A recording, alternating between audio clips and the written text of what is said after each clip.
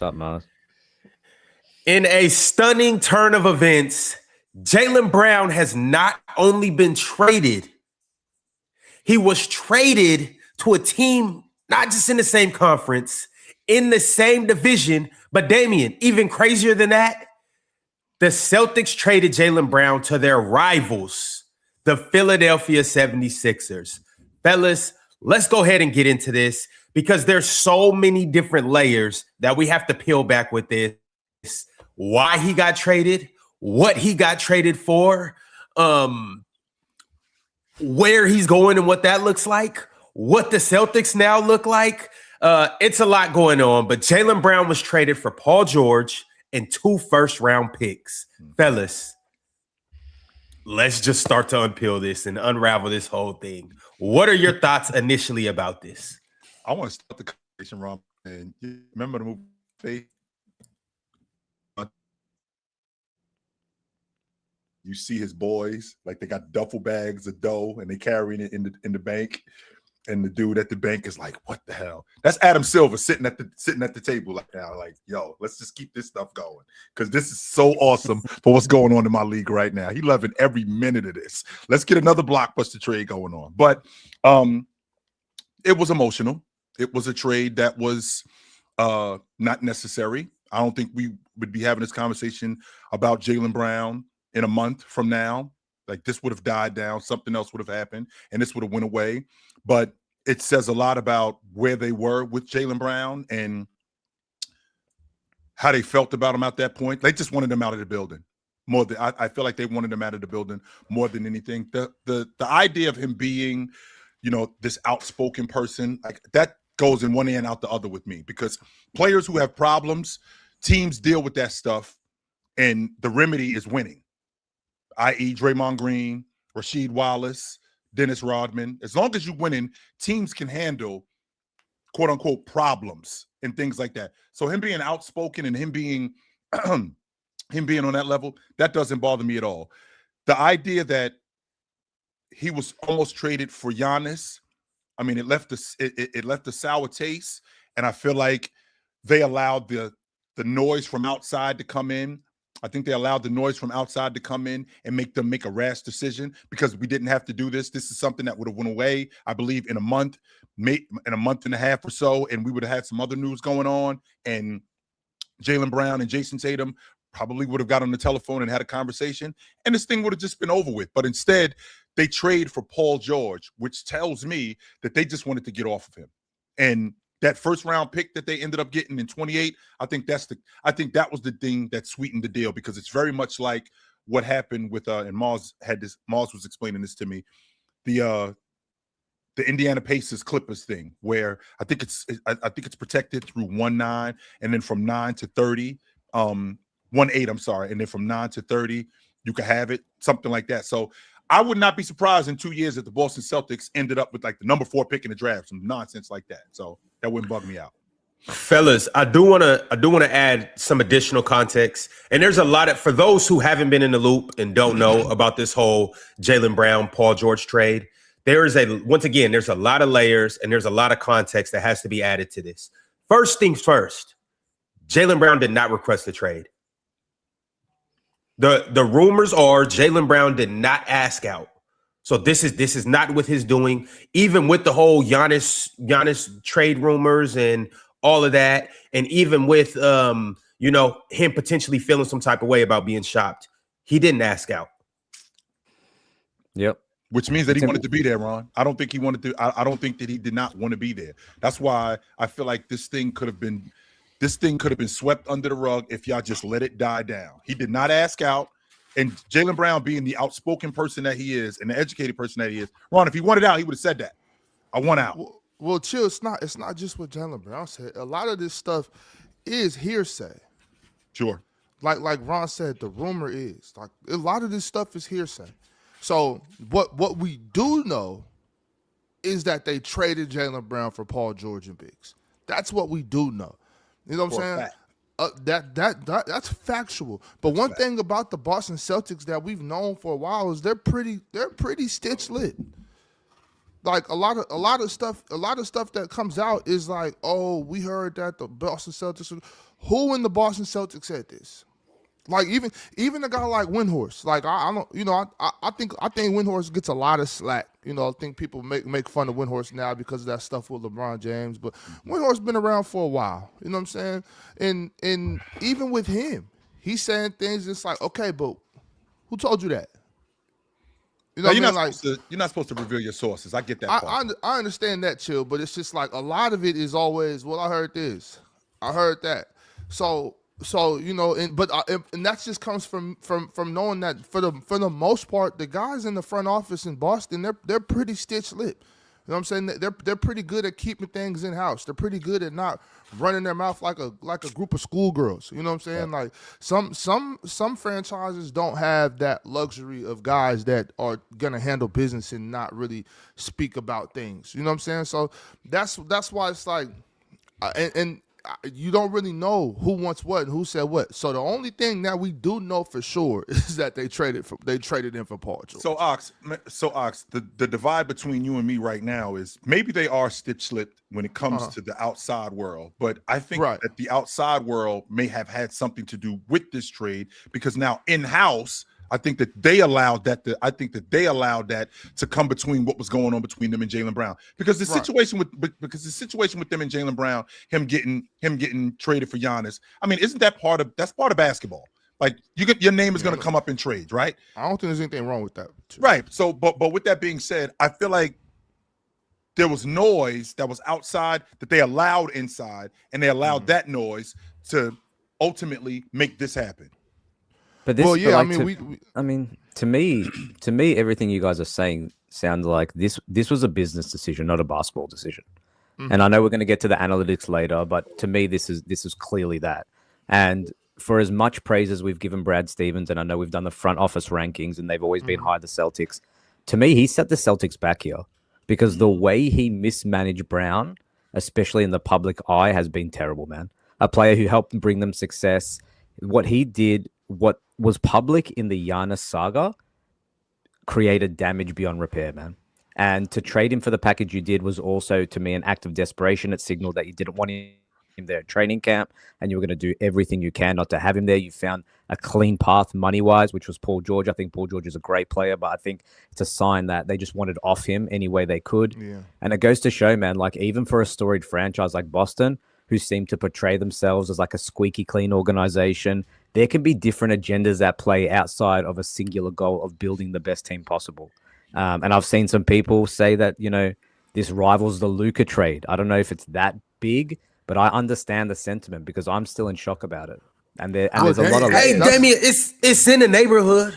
I think so, man. They're doing the same thing, y'all. Like we just about 25 minutes ago, we were in the group chat and I was saying, like, we've seen this playbook before.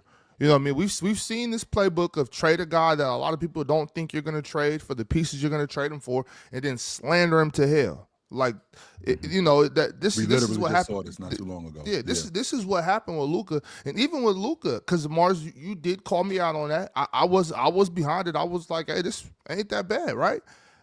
Dallas might have won this one. I was behind that, but even at a certain point, the slander. I had to defend Luka against that as well. Once I saw how it was really affecting him, I'm like, I think this is going a little too far, y'all. Like, we gotta chill. And then I saw how it affected Luka and how he responded to it. And y'all was calling me a Laker fan. You know what I'm saying? Like, I think that we gotta chill with unless it's true, you know what I'm saying? Like if these are true things, if Jaylen Brown is a disease for Boston, then they have to get rid of him. You know what I'm saying? Like absolutely. If Jaylen Brown is hindering things, if he's in the locker room or in the facility causing a ruckus, things for sure, get off of him. You know what I'm saying? On top of that, and y'all clearly know, I think this is a asinine trade, but Paul George could still play a little basketball. You know what I'm saying? It's too early. It's way too early. Bro, y'all was just praising Paul George crazy a couple weeks ago. But we know what new information is, and things change quickly. Like we seen now. Paul George had an all right series actually against the Celtics, But against the Knicks, the way he looked against the Knicks, you can just, and even just throughout the season, there is a clear, gigantic Grand Canyon-sized gap between these two levels of players. The Celtics are still going to be a good basketball team. And chill. If it's also a personality thing, if it's a drama thing, but to what extent? Brown, but Jason to Tatum's Chill's back. point, He's healthy. But to Chill's point, if it's a personality thing, if it's a drama thing, yes, Jaylen Brown has his own podcast and speaking his mind, but you also just swapped him for a guy who got suspended for taking drugs a few months ago. Let's not act like he's dramaless too. And he has a podcast too. Yeah, and his name is Podcast P. And the dude you traded is better than him, by the way. The dude that you traded is better than him. 2 picks for him though. So what are we doing? I don't get that part. Well, okay, so let's talk about Paul George's contract for a second, y'all. Because as y'all know, I thought Paul George's contract was a crazy contract with Philly, but I mean he's making less than Jaylen, right? $6 million less over. So we got to. There's 1 year less on the contract. So we got 1 year less too. Okay, so they're saving money. So stop. No, stop right there, Moss. So we got a 3-year deal. Of the 3-year deal that we got, Paul George at 38 years old is not leaving $56 million on the table. So that last year, he has 2 years left this year. So he's got player option. Okay, so 2 total. I just want to make sure that and Jaylen Brown has 3. So Mars, they're saving money. Make sure that I got this correct. Yes. Well, Paul George is a better shooter than Jaylen Brown, right? Paul George can shoot the ball better than Jaylen Brown. We can all agree, right? Yeah. He's a better 3-point shooter than Jaylen Brown. So, and he plays defense. 2 more years. Am I right? Paul George plays defense. He's a good wing defender. Paul George plays defense. He shoots the 3 ball much better than Jaylen Brown. They're gonna save money. They do well. You can rationalize this. You know what I'm saying? Because what does Joe Mazzulla want them to do? He wants them to chuck. Mm-hmm. So Ox, to your point, like, and it does on the surface make a lot of sense. But Jaylen Brown's a bum too. Don't forget that. No, he's not. On the surface, it makes a lot of sense. Well, here's the on the surface, it makes zero sense. Listen, Ron, no, I'm saying chill. On the surface, it makes zero sense. If you start digging into it, but chill. That's the point I'm making. Though, on the surface, it doesn't make sense. If you start digging into it and trying to rationalize it, okay, you can talk yourself into making it make sense. It doesn't make sense. I just want to make sure I'm understanding you, Ox. You said that he shoots a long ball better. Is that correct, Ox? Did you not just say that? Absolutely. Do we all agree with that, by the way? Do you all agree that Paul George shoots the 3 ball? He definitely shoots the 3 ball better than him. In addition to that, Paul George does play defense. Is that not correct? Do we all agree with that? Paul George plays defense? Yes, I agree that he plays defense. I do agree with that. 100%. Okay. Paul George can still put the ball in the basket. Do we agree on that? Not as well. Not like wait. Not like Paul George in Indiana or not like Paul George in Oklahoma City. Paul George can still put the ball in the basket. He's still good at that. He's good for 15 a game. Paul George is a better 3-point shooter than Jaylen Brown. I think that's where I could go with this. Okay, so he's a better 3-point shooter. He still plays defense. Okay, so yes, and he makes less money. Okay, yes. So on the surface, this actually doesn't sound bad. Now, Ron, to your point, when we start digging, the fact that Paul George in the last 2 years has only played 78 games, that means that I'm barely getting half the season from him. That's but number one. That is a problem. Well, this year wasn't because of injury. That was drugs. This year wasn't because of injury. That makes it even worse because the injury.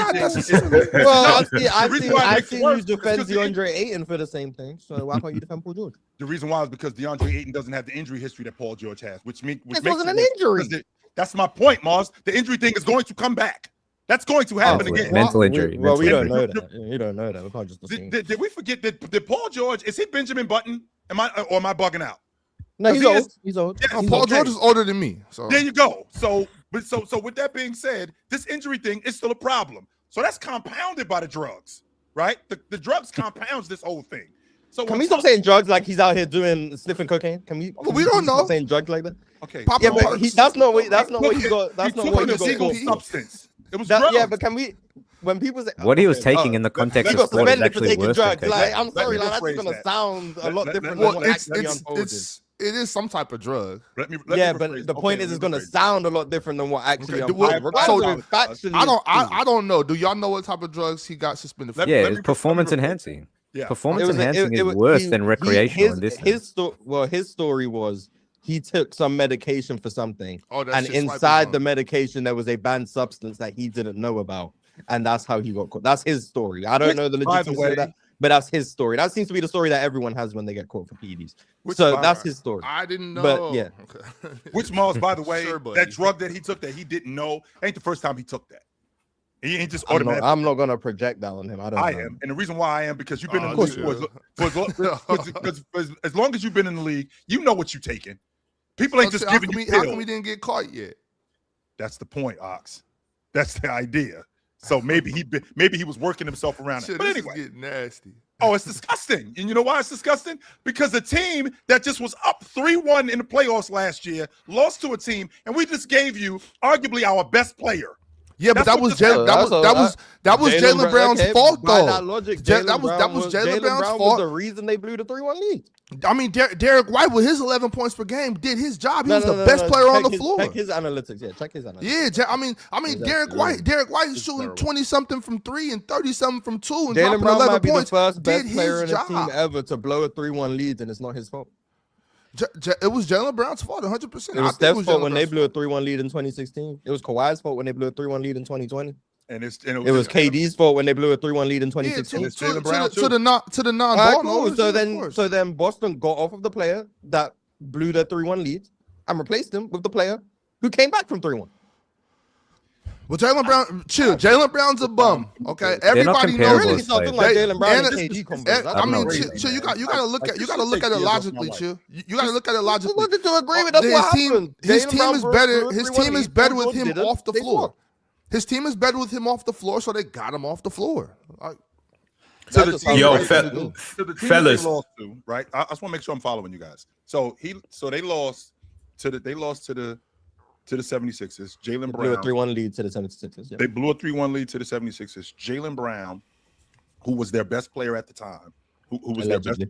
who was their best player because Jason Tatum wasn't back in the lineup, back in the fold all the way. So now you move off of arguably your best player to now go to the team that beat you when you were down 3-1. I mean, no, chill, because the front office and Swiper think that Derek White was their best player. So I'm not doing that. I'm not doing that. Derek White was not their best player. He's not better than Jaylen Brown. How can you disagree with what they think? That's what they think. No, that's what they think. I don't think that. Jaylen Brown is not. Derek White is not better than Jaylen Brown. Period. But that's what Swiper and the Boston Celtics think, though. No, they don't. Fellas, can we let Swiper speak into this? I would like to give you the floor, and I would like to just hear how you feel about this trade and why you think that this trade was made. Swiper, talk about the Sixers, how they're gonna kick the Boston's ass too. Well, I would like not to be interrupted by the munchkin up there who saying nonsense in the group chat and then also been saying nonsense up here. I feel like this is a vindication for a lot of different reasons, even though I don't agree with it, Chill, and Mars and Damien and Ox and I guess Ron, because I'm going to be accused of being an analytics person, but I've just been saying this for I don't know how long. This is how front office think. Like, I don't know what else to tell you. That's how coaches think. I was livid when this trade went down. Number one, Ox, wow. You know, me and you are we're similar in some ways, Ox. Paul George is older than both of us, by the way. I'm turning 36 this year. Paul George is older than both of us. So just for context. I am a little bit more of a loyalist than many people are because in sports, I feel like the closest kinship to Ox, we are supposed to honor the time spent that you put in the places.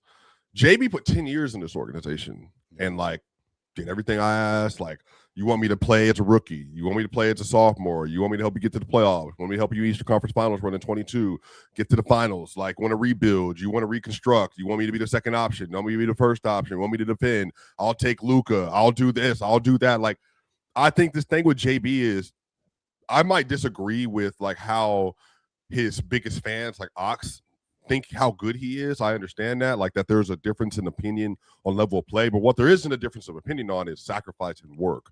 I think he has been an upstanding member of the Boston Celtics. I think he has done everything on court and off the court with the stuff he's done in the community, everything. So for me, it's like they were so over the Jaylen Brown experience. They not only did they think he was massively overrated for how much money he was making, They did not believe that he was an all-NBA quality player of the degree that he is getting awarded as.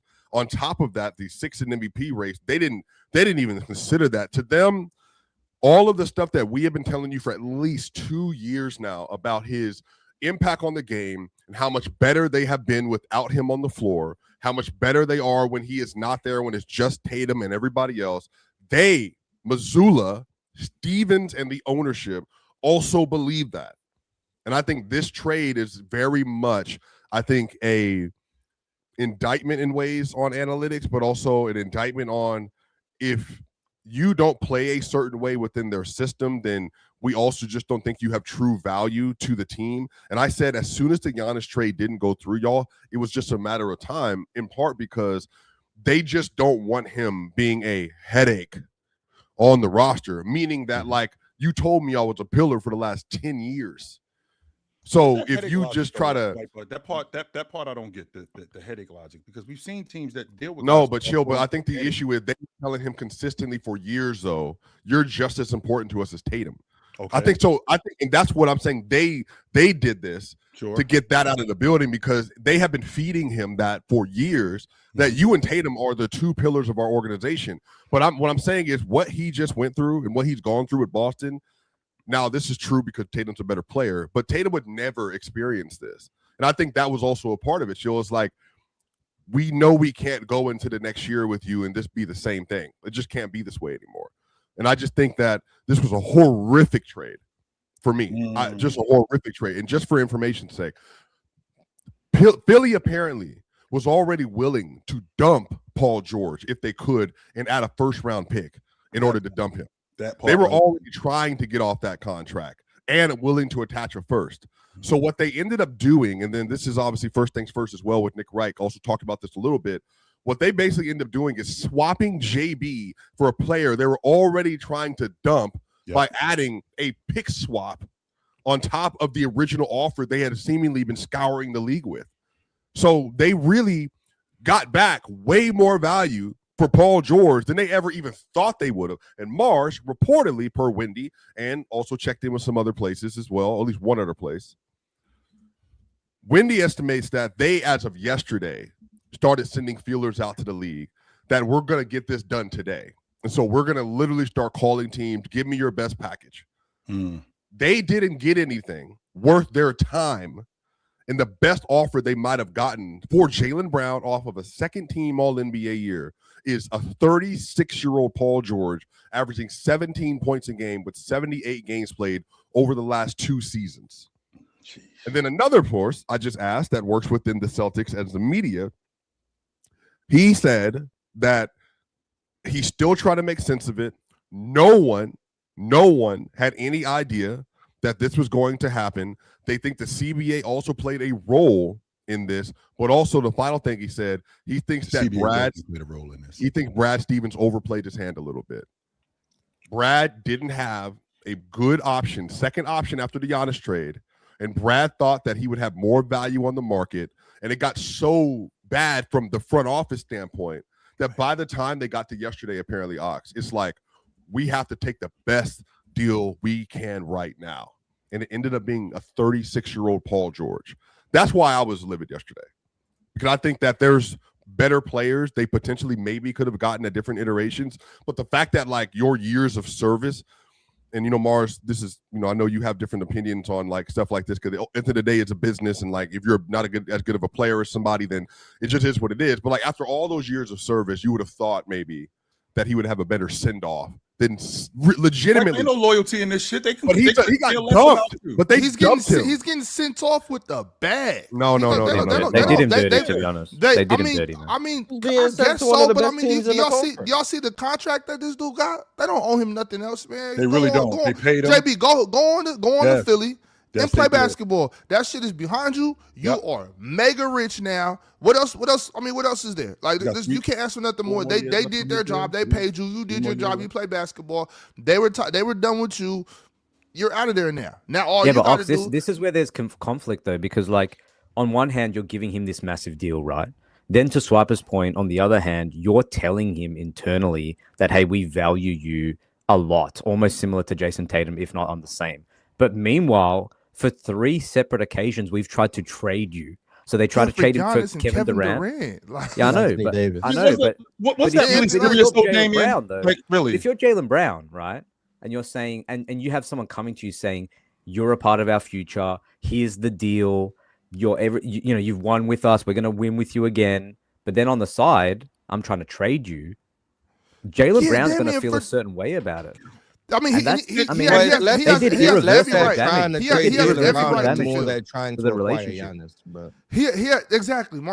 every right to feel like, oh damn, I thought y'all wanted me here. But all right, at some point you got to look at the opposite. Like that's Kevin Durant. That's Giannis Antetokounmpo. Yeah, but Jaylen Brown thinks he can look eye to eye with those guys. Okay, that's fine. But this is a business, and we all know this is a business. This loyalty shit, like, well, you got 10 years. It's been 10 years. We signed you to a $300 million contract, bro. Go to Philadelphia and play basketball. This shit is I don't think this is really that big of a slap in the face to Jaylen Brown at all. Like I don't think. On top of that, we got to be realistic about it. You were the best player on the court. Well, I'm sorry, Derek White, but you were the best player on the court. So you believe that? Ox, seriously, Ox, do you believe that? That's a yes or no question. Obviously, I don't believe that. We just gonna keep forgetting that Jason Tatum played 6 of these games. He did, right? But still, Mars. Regardless, he's also Jaylen Brown is on the court. You did not get the job done. Like you didn't get the job done. Y'all was up 3-1. You didn't get the job done. And that's just what it is. After the 22 finals. No matter how I feel about it. No matter how anybody feels about Giannis, you got paid $300 million. Yes, he did. He got paid. I said there's no slap in the face here. There's no slap in the face. It really, but Dame, you brought up the idea of getting traded, and I mean, isn't that part of it though? Isn't that part of being a professional? Like your name is going to come up in trade talks, and I don't think that the Kevin Durant thing was real. I just think that it was just two people talking. I don't think that they ever really had any real base with that. Like the Giannis thing was real. Like this was, if they give up Shireman and Hugo, Jaylen Brown's going to Milwaukee. And it's probably going to get rerouted in the three-team deal. I don't think that the Kevin Durant thing I don't think it had any legs. I just think it was people talking. So that really doesn't really hold a lot of weight with me. But with that being said, I am a professional. And as a professional, I am a commodity to these teams. With me being a commodity to these teams, I'm going to get shopped. And I have to look at it like, I just work here. Like in terms of loyalty, at any point, I could get bounced. At any point, I could get moved on. We literally just saw Luka get traded. Like nobody. I'm not fighting that part. I think that though, it's not the thing that makes this messy. I think we all agree on this. Is this feels like it wasn't just about basketball. This feels like they the personality. They wanted to get him off the roster. These reports coming out about a disease, like all these different things, and the analytics stuff that comes out after is really like people don't realize how deep it goes in Boston, the analytics stuff, and how much value they place on it. And I'll give you an example because I don't know if you guys, if anyone listened to the Windy's podcast yesterday, but he was directly told from someone in the Celtics front office, for example, that one of the major reasons they signed Mitchell Robinson was because their analytics told them that the Knicks' second most impactful player after Jaylen Brunson was Mitchell Robinson. So signing him was also an attempt to weaken the Knicks from an analytical perspective. Like when Swiper says the analytics go deep, they go very, very deep. But to the point where Mitchell Robinson was super impactful on that team. I think we all agree with that. Like we even before that was on the podcast, we said that yesterday up here. Like, yeah, that just hurt the Knicks and it helped them. Mitchell Robinson is super impactful. And for me, offensive rebounding is one of the most impactful things you can do on the basketball court. Second chance opportunity. You know what I mean? So like that's for sure. You know what I'm saying? So that's definite. But I mean, on top of that too, we also got to look at it like Jaylen Brown just got sent over there with some young dogs. Like they got to deal with Tyrese Maxey, VJ, and Jaylen. And then one thing is this, y'all. Joel Embiid, let's get 40 games in the regular season from you. Yikes. Chill out and come into the playoffs at about 80%. and they are spanking the Celtics. My question. Now you cooking. Now because Jaylen, bro, Jason Tatum don't want it with Jaylen Brown. You know what I'm saying? Like this is gonna get ugly. What? Oh, my bad. Yeah. I'm tripping. I forgot you was here. Hold the hell on with that. Relax with that right there. But let's rewind. And I got a theory. But you know Jason can't guard Jaylen though, right? I don't know that. We saw her in the All-Star game. I don't know that. That's number. You mean ain't that the All-Star game? Didn't Jason Tatum win the MVP of that All-Star game? If I'm not mistaken. Who cares? I don't remember All-Star MVPs. Okay, we don't care. Wait. Are they in the same division? Y'all think Jason can guard Jaylen? Not only are they in the same conference, Swipe, but they're in the same division. Yeah, so we got to see each other 4 times a year. This is how little they thought of Jaylen Brown. We will trade you for the 76ers' 4th best player last year. We'll trade you for the 4th best player. You think it's a lie, Moss? Whatever. You want to say third? Trying to tell me VJ is shout out to VJ. Shout out to VJ. That's just a lie. Third or fourth best player. Right? We're going to trade you our 3rd, maybe 4th best player. Third best player. Right? Third best player. Fair trade. Anyway, and we're going to send you to the division in your prime at 29 years old for a 36-year-old 4th or 3rd best player on the other team. Again, that is interesting to me because in football, Chill, as you know, that would never happen. I'm never trading to the Raiders, the Chargers, or the Chiefs, or to the Rams, or Seattle from us. Y'all this not. ain't football. Y'all not getting no, but division in basketball matters a lot too. They play him 4 times out of 82. But Minnesota and Denver don't make trades for a reason as well. Yeah, but they don't got nobody. They don't got nobody to trade with each other. It's 4 games. There's 82 games. It's deeper than the regular season, though. You got to factor in postseason. This is why I want to stay silent for the first part of the show. Okay, well, stay silent then. There's 4. It does matter in basketball. It does matter. You don't even know what the fuck I was trying to say. So if you want to be silent, then stay the fuck silent then. So if it's 82 games and you play this dude 4 times, it's not that deep. Y'all want this shit to be so emotionally and based and stuff like it's not that deep. So the fact like they play each other. I understand they can see each other in the playoffs. I understand that. But they see each other 4 times. Okay, 4 times 82 games. It's not that big a deal. Yes, it is. It 100%. Okay, it is to you. It's not to me. The reason why it's not a big deal to you is because you're the same one. The reason why it's not a big deal to Ox is Ox is the same one that thinks the regular season is the same as the playoffs. He thinks that I don't do anything different in the regular season than I do in the playoffs. But I got a question. That's not what he said. He said he doesn't think it's necessarily hard. Chill, I got a question for you, actually. Hold on, right quick, just on. But before we change subjects, because I do think this is actually a pretty pressing topic. I want to stay right here. I'm saying just with him staying in the same division and even the same conference. Like we've heard teams say this before, or it's just been speculation where no, if I trade him, I'm trading him to a different conference just because this player is so good. I don't want to have to I don't want him to be an obstacle for me to get to the championship. Now, Ox, it's fair that, they only play each other 4 times in the regular season. Whatever. The regular season is a regular season. However, if I'm the Celtics, which I still think they have for all intensive purposes, I still think that they want to compete. I still think that they have a good team. I still think they want to win a championship. This is the Boston Celtics, 18 banners. They are. But that's the thing, though, Ox. Everybody got better, and now you just made a direct competitor even better than you in your division. Not to them. They don't think Jaylen Brown's that good. So they don't think they made Philly better. That's what I'm saying. They clearly don't feel that way. It's not that big a deal. All right. On top of that, y'all want things to be so storyline, rivalry, this and that. How do we know Jaylen Brown and Jason Tatum ain't looking at each other like I'm a butt show ass like probably all looking at each other. Watch. If I go to Philly like this, we don't know if they're enemies. We don't know how just because some of this shit is going out, we don't even know where this stuff is coming from. Okay, you know what I'm saying? So a lot of times we can have the Celtics and Sixers are rivals. No, they're not. I really do wonder what the Celtics and Sixers can be rivals, sure. I'm talking about Jaylen Brown, Jason Tatum, and the other guys on that roster. You know what I'm saying? I'm not.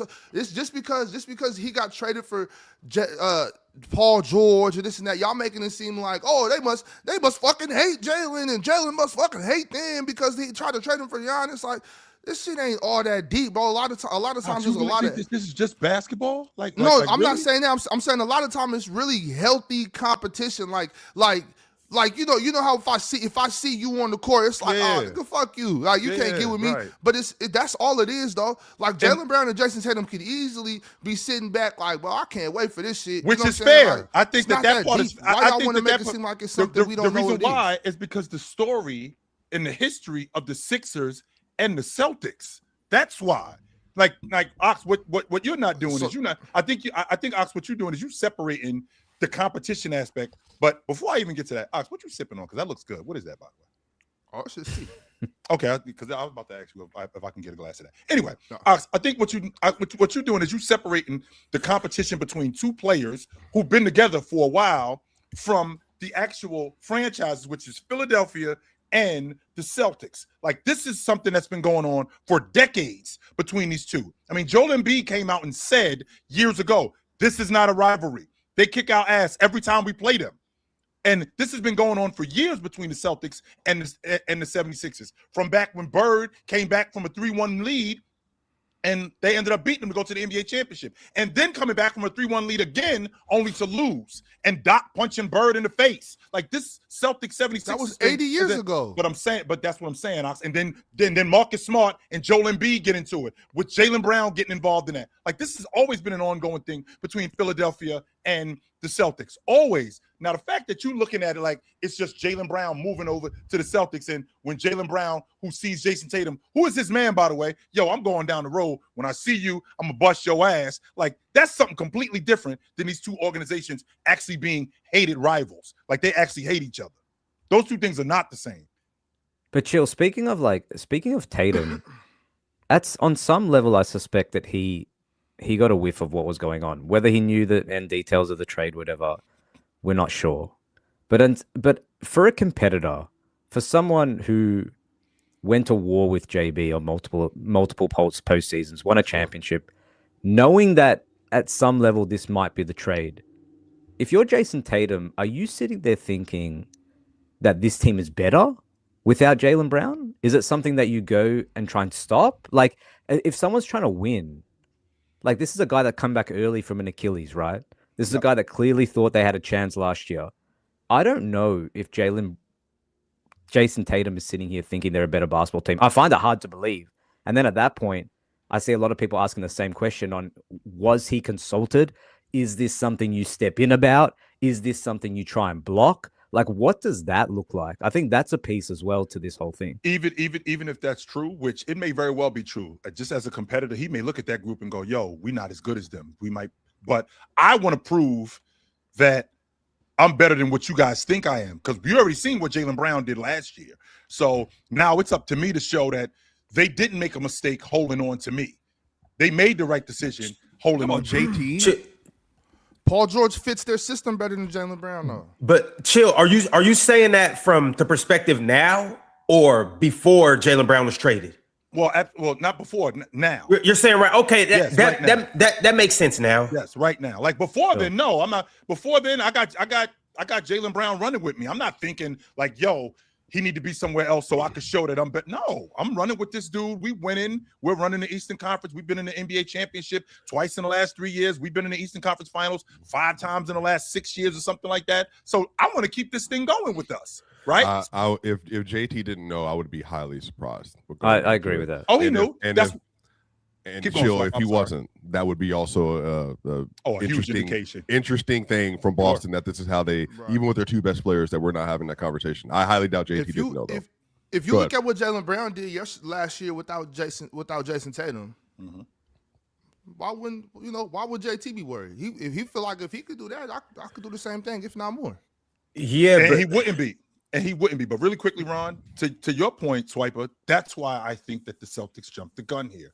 Because with Jason Tatum knowing this and the fact that Jaylen Brown is on the trade block, but we can smooth this thing over by just letting it just die down. Him and Jason Tatum, like, I could get back with this dude in a month and let this whole thing blow over. We could talk again, and then we can get right back to work. We could get right back to work, as opposed to this thing being what it is right now. Like, ain't no real talking to him right now. No.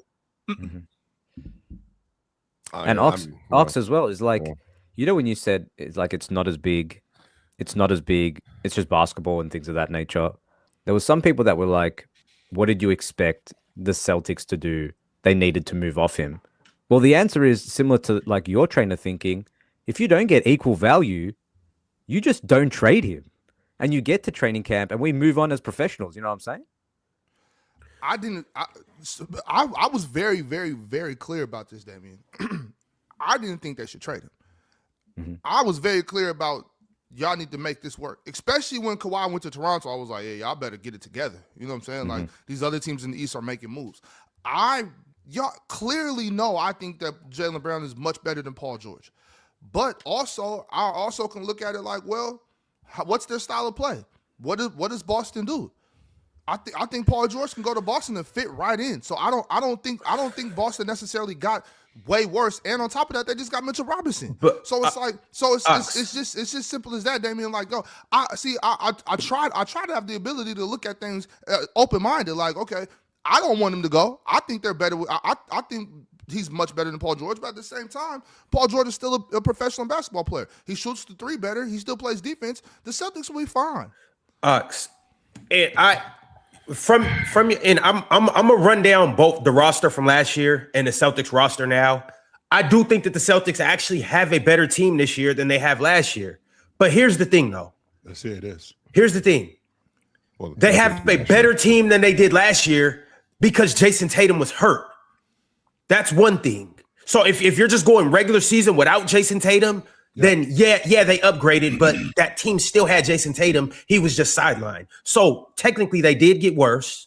Also, once again, obviously we all know Jaylen Brown is better, fit wise or not. And the reason why that fit shit doesn't mean anything to me, because you guys won an NBA championship. You guys went to multiple Eastern Conference finals. It was different moments and times where people were thinking that you guys were not only the best duo in the NBA. We've had that conversation multiple times, and damn near everybody up here has said that that's the best duo in the NBA. So that's another reason. Drew, Al Horford, Kristaps Porzingis. No.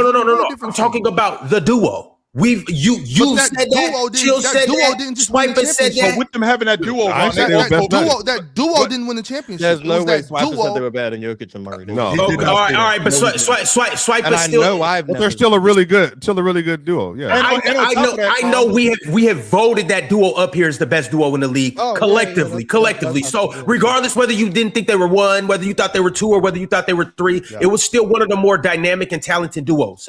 Also, last but not least, Ox, the main reason why I can't get with that is that, oh yeah, they got a good team and they'll still be able to compete. The main reason is because Kawhi's in the East, Giannis is souped up with Bam. You just once again sent him with the two leading scorers in the Eastern Conference last year was Jaylen Brown number 1, Tyrese Maxey number 2, Joel Embiid's still over there, VJ's over there, and then I can keep going. Bron might be coming too. Trae Young and AD. You don't know what Bron's gonna do. Also, Detroit is still Detroit, and they got John Collins. They might re-up and grab somebody else. Like, everybody got better, and you got worse. So but they don't feel like they got worse. I'm saying Boston can disagree with me. I'm not talking to Boston. I'm talking to you guys. Yeah. And up here, we all know Boston got worse. Like Boston and Brad Stevens can think that. I also don't think they got worse. I don't think they got worse. Like, don't forget. So to your point, Ron, Jason Tatum's coming back. So Jason Tatum is back. They definitely got worse, right? Well, come on. I mean, no. Well, hold on though. Now we're just arguing now. No, we're not. This is crazy. No, hold on, because you said that and we sat there and listened. So check it out. Yeah, just for instance, look at it this way, Ron. You lose Jaylen Brown, but you get Jason Tatum, Paul George, and Mitchell Robinson. Okay, I'll take that. Okay, so I'll take that. Yeah, but you're going to get Mitchell Robinson anyway. Yeah, but you didn't have him last year. Boston are better today than they were 3 days ago. Yeah, I'm not talking about the trade. I understand. I understand Mitchell Robinson. I mean, I don't agree. That trade. So like that's Lamar, you're including a Mitchell Robinson edition, basically. But that's what we're talking about. I'm not disagreeing with you. I'm just asking for clarification. Well, I'm talking to Damian about them beating him regardless. Yeah, so it's like So it's like, like 20 games. If we're talking about last year compared to this year, they got better. If we're talking about 24 compared to this year, no. But last year, they got better. I bet you they don't finish as a 2 seed. Wait a minute. Wait. They probably don't because that doesn't mean it's not better. I bet they don't make it out the first round. That doesn't mean that they didn't make it out the first round this year. I bet JT ain't in MVP conversations. Of course he will be. I mean, of course he will be. Okay. Jesse Tatum should always be involved. Yeah, that depends how you define MVP conversation. Yeah, but he's going to be in the combo. Chill will bring him up, and he will be top 6, 7 in the combo. Yeah, absolutely. Mars, see now you just sleeping on Jason Tatum, right? Mars, no, not 6 and 7 is. What are you talking about? Like that's about where he's been. Ron. Hey, we'll see who's the better number 1 option. What'd you say? We'll see. We can't hear you, brother. There's nothing to see. Jason Tatum is better than Jaylen Brown. We'll see who's the better number 1 option. We'll see. So one guy played last year. He was the number 1 option for the Celtics. Another guy's going to play this year. He'll be the number 1 option. We'll see. We'll see. The other guy played 2 years. JB ain't going to be no number 1 option. 3 years. No, JB was a number 1 option last year. Who's the best player on that? Jason Tatum's going to be in Jaylen Brown's situation this next season. Today, Thursday, July 2nd. Who's the best player? Well, Jaylen Brown. That's why I think it is. That's why. What? That's why I think it is. Fine. Yeah, that's fine. Let's just say that's true. That's fine. But I wait a still minute, think Boston are better Mars. team than The question that I have for you, Mars. Today's Thursday, Monday. Yeah. Why are the Celtics better? I'm sorry, worse Monday than they are today? They didn't have Mitchell Robinson, and Mitchell Robinson makes them better because their big man spot was their biggest weakness. They got a really good big, which they feel. So they are better now. And now they're better in that department. Is that fair? That makes them a better team. Much better. Because we're better in that department. And I think that's fair, Mars. Yes, absolutely. Now, with that being said, my small forward, who was my best player throughout the course of the season, is now gone. Now what I'm doing you replaced him with a fully healthy Jason Tatum. That's what and Paul George. That's where I was going, Mars. Sure. That's exactly where I was going. So I'm replacing my small forward with a better player who's healthy coming in this season. And I'm replacing my small forward with an older version of the current small forward that I had, who isn't as good as him. Does he fit better with what we're doing? That's why he makes us better? In the regular season, he probably does. That's what I'm talking about, in the regular season. And this is the same. This isn't really about Paul George. It's about Jason Tatum and Mitchell Robinson. Paul George is Paul George. I'm not saying they're better because they replaced Jaylen Brown with Paul George. They're better because they shored up a weakness in their big man spot. Sure. And they have a fully healthy Jason Tatum. Now that makes them better. Now with Mitchell Robinson, who you and I absolutely agree, Mitchell Robinson gets gassed like that. So we can't play him for long stretches. We don't need to. We need to play him for 20 minutes and then have Cater for the rest. Okay, so but you're still better than you were last year when you had Vucevic and Luka Garza. We are. I do think that we're better in rebound. I do think we're better in second chance opportunities and stuff like that. You have a better lob threat, better rim runner, better defensive big. He's better. I do think that part I'm getting with. I think the divide between you and me is that I am losing this player in Jaylen Brown and I'm replacing him with. I just want to make sure that I'm following you. I'm replacing Jaylen Brown with other areas. That's what I'm replacing him with. Now I'm replacing Jaylen Brown with Jason Tatum, and I'm upgrading other areas. But I already had Jason Tatum anyway. No, you didn't. I didn't have him last year. No, exactly. They are a better team. You said 3 days. You said 3 days ago though. So like 3 days ago, they factually had both. We already had him. That's correct. You are correct. That's what I mean. So 3 days ago. Okay, I'll amend the statement. They are a better team today than they were last season. I'll say that. All right. I mean, that's you are correct. I did say 3 days ago. Yeah, sure. So with now losing Jaylen Brown, and I'm replacing him with other pieces that are more fit for our system, that makes us a better team as opposed to a player for player swap. Because I'm having the reason why we're here, Miles, because I'm having a difficult time with the idea of replacing Jaylen Brown and thinking that we're a better team overall. Well, you gotta skip Mars' logic though, Chill. They're not. I'm following him because it sounds like what Mars is selling me is the stuff that we weren't good at last year. We're now better than that. We're now addressed areas of need and got your best player who's better than Jaylen Brown to replace Jaylen Brown. Sounds like we don't really need Jaylen Brown there. That's what it sounds like. What? No, they needed him, but it's just like now they needed him last year. Last year, they don't need him now now. The fact that we've addressed these issues that we had. Now you have a healthy Jason now we got Tatum. our, Yes, now you we got don't our need best player Jaylen back. Brown We really to don't be a need better him. team than you That's were what it last sound year like. without Jason Tatum. Yes. Right. But the thing too, Chill, it's like, yeah, I feel like they got better, but I feel like the Sixers got much better. Yeah, and Philly should also lead this trade being happy. I look at the Celtics like compared to last year, not compared to years before, just last year. This team that the Celtics are going to put on the floor is a little better all around. All around, they're a little better for all the reasons that we just spoke about. Mitchell Robinson, Jason Tatum, Paul George. I think they got a little better, right? Oh, and don't forget Mike Conley being in the locker room too. But the other thing for me is that the 76ers got way better. Which is my question to you. And Philly also got better. Yes, Philly also got better. Because this isn't about Jaylen Brown when I say Boston got better. But people are going to make, you're hating on Jaylen Brown. It actually has nothing to do with Jaylen Brown. That's why Philly also are a better team, because they now have a guy who can play 70 games as opposed to a guy who can play 35.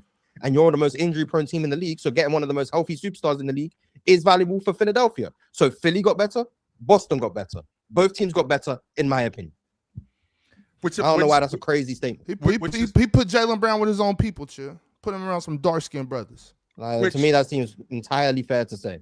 But no, it's just obvious Boston are worse. What I'm trying to make sense of now with the Philly thing, because my theory is Jaylen Brown is in the prime of his career. So Maxey at 25 years old. What are we in year 5 now with him? So he's 20. Yeah, he got drafted in 20. Okay, so we're going into year 6 with him. So this sounds to me we're getting Jaylen Brown because we don't have 5-6 years. Maybe year 7. We don't have 5 or 6 years with this to be an experiment, which means we need VJ Exum. We need him to turn into who we need to turn him to turn into now. You're thinking that would be nice. Short term. Yeah, I think it's. Why am I thinking short term? Well, I think it's actually the post Embiid era more so than anything else. Because remember, by that point, Maxey will be 28, VJ be 23, and then JB will be 31. What post Embiid? They need Jaylen Brown to resign. No, but they can compete now though. He has a 1-year extension. He can sign on July 26th for $71 million, I believe. So I mean, Daryl Morey is very analytically driven. We'll see if he's even willing to offer Jaylen Brown that type of money. Because Daryl's gone. Oh, okay. Who's that now? When did that happen? I might be. He got fired. I think he got fired last year before the season. Oh yeah, I don't pay attention. Hipster looking. Yeah, I'm wrong. Okay. They have Mike Gainsey, who's the GM in basketball operations right now. He replaced Jerome. Oh, okay. I don't know him. My fault. Jameer Nelson is there now. I don't keep up with front office. I think if he's not the assistant GM, I think Jameer Nelson is the GM, if I'm not mistaken. Oh, Morey definitely in the front office. He is. I mean, but it's the other guy. It's the other guy that's made these moves though. The guy Swiper just said. I don't know. Now Swiper, you said that. Oh, mid-season you got fired. Oh, yeah. Swiper, you said that it's. I'm thinking short term. In fact, that's what the league is right now. We've had 8 different champions. So every one of these teams is thinking about right now. They ain't thinking about 3 or 4 years from now. But I don't think they're not delusional about Embiid though. I think it's the issue, which is why I said I didn't like the trade originally. I'm saying if they do it for short term, I don't think it works. Because now they have one of the most expensive rosters probably in the league soon in the next few years. Because Embiid's going to be making $67 million in this last year at 34 years old. I think is what I put together. And then Maxey's going to be making a super max by that point. And then JB is making a super max also, and then VJ is going to be re-signed at that point as well. But obviously, that's good money. So they're not going to win in the next 3 years. I'm fairly certain. Right now, their bench is garbage. Outside of that, I mean, there's a world that exists though where, like, I think to Chill's point, like Maxey stays at this level he's playing at, VJ improves, Jaylen Brown is Jaylen Brown. They manage Embiid through the season. They've signed Dean Wade. Do you get on the phone with LeBron? There's a few free agents out there. Like I think that there is a world where Philly, if they are healthy, can definitely make some noise. I think they absolutely can. They to me, if they shore up their bench a little bit, there's some good free agents out there. Yeah, but getting out of the Eastern Conference, like I think the issue is we have never, even in last year when Mars was glazing and beat on off, right? But then the immediate next series, he looked like a shelf of dust. They literally went out. Oh, absolutely. Like literally, I think them beat on off from 5 years prior. I know. I was obviously trolling. Yeah, shout out to you. I think some of this is like Embiid is not a 32-year-old in the traditional sense. He's really 40 with where his body is. Maybe I think 50. Yeah, maybe. Yeah, maybe he's probably going to be literally he's going to have to 40 manage. something. Yeah, he's going to have Well, to. Ox, your knees aren't even great, and you don't even play basketball all the time. Just imagine if you were Embiid and you were. He's well, literally Joel like Embiid said his knees felt fine this last one. Actually. Yeah, I mean, we'll see. Well, I mean, again, everybody wants Embiid to do what he needs to do and be healthy and all this other stuff. But I do think he got appendicitis. I don't know what you can do about that. Yeah, that's what I'm saying. Like, it's multiple things, right? It's like you just don't know. And I think we're going to get to next April and be like, we just don't know. Now, if they do it, they got to get a good seed because they run into Toronto in that first round. Yeah, they run into Boston in the first round, maybe. Yeah. Then they run into the Knicks in the first round. I think Philly's plan is Detroit. Jaylen Brown and Maxey are so they're good with Detroit. They're durable. They're very durable. They can get them through the regular season as you load manage Embiid and then get a healthy Embiid. Obviously, ideal world. Healthy Embiid for April, May, and June. That's the goal. Like, I don't think they're too worried about seeding, more so just avoiding the play-in. But if they avoid the play-in, they don't mind if they're a 6 seed or a 1 seed. I don't think. Right. And Ron, they feel if they go into any series healthy, they can win. Now, do I agree with the statement? I don't know. But I think that's probably how they feel. And I think Boston feel like they have a formula that can win regular season games regardless of person. But guess what, Mars? Do you know what else has a great formula, Ron? If in case you're trying to win some bread and you want to take care of your business and your bills is a little bit low and you're trying to make sure you can do some workarounds and know what? I'm making some extra cash on the side. There's a great place you can do this, Ron, especially with all the WNBA happening right now. And when the NBA season gets here, now we're going to be able to take more or less with Jaylen Brown with the 76ers. Wow. What's that, Swiper? Man, this is called Splash Sports.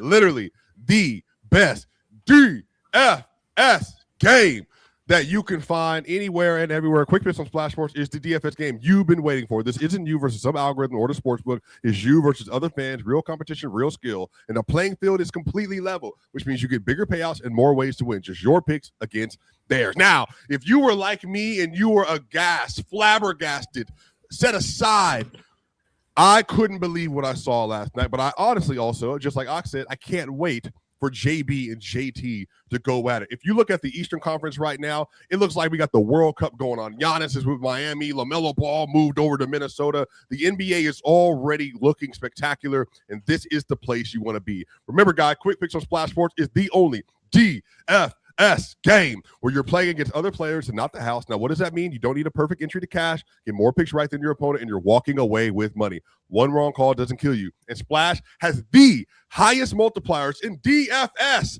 up to 50-time multiplier on stick-leg entries. Now, why would you play anywhere else? You're essentially leaving money on the table anytime you play the other guys out. If you want to get big money, like chill, you got to play Splash Sports. If you're ready to compete, use code CHOICE on Splash Sports and get a free $50 deposit when you play your first $5. That's right, a $50 deposit when you play your first $5. Link is in the description. Let's see what you're made of.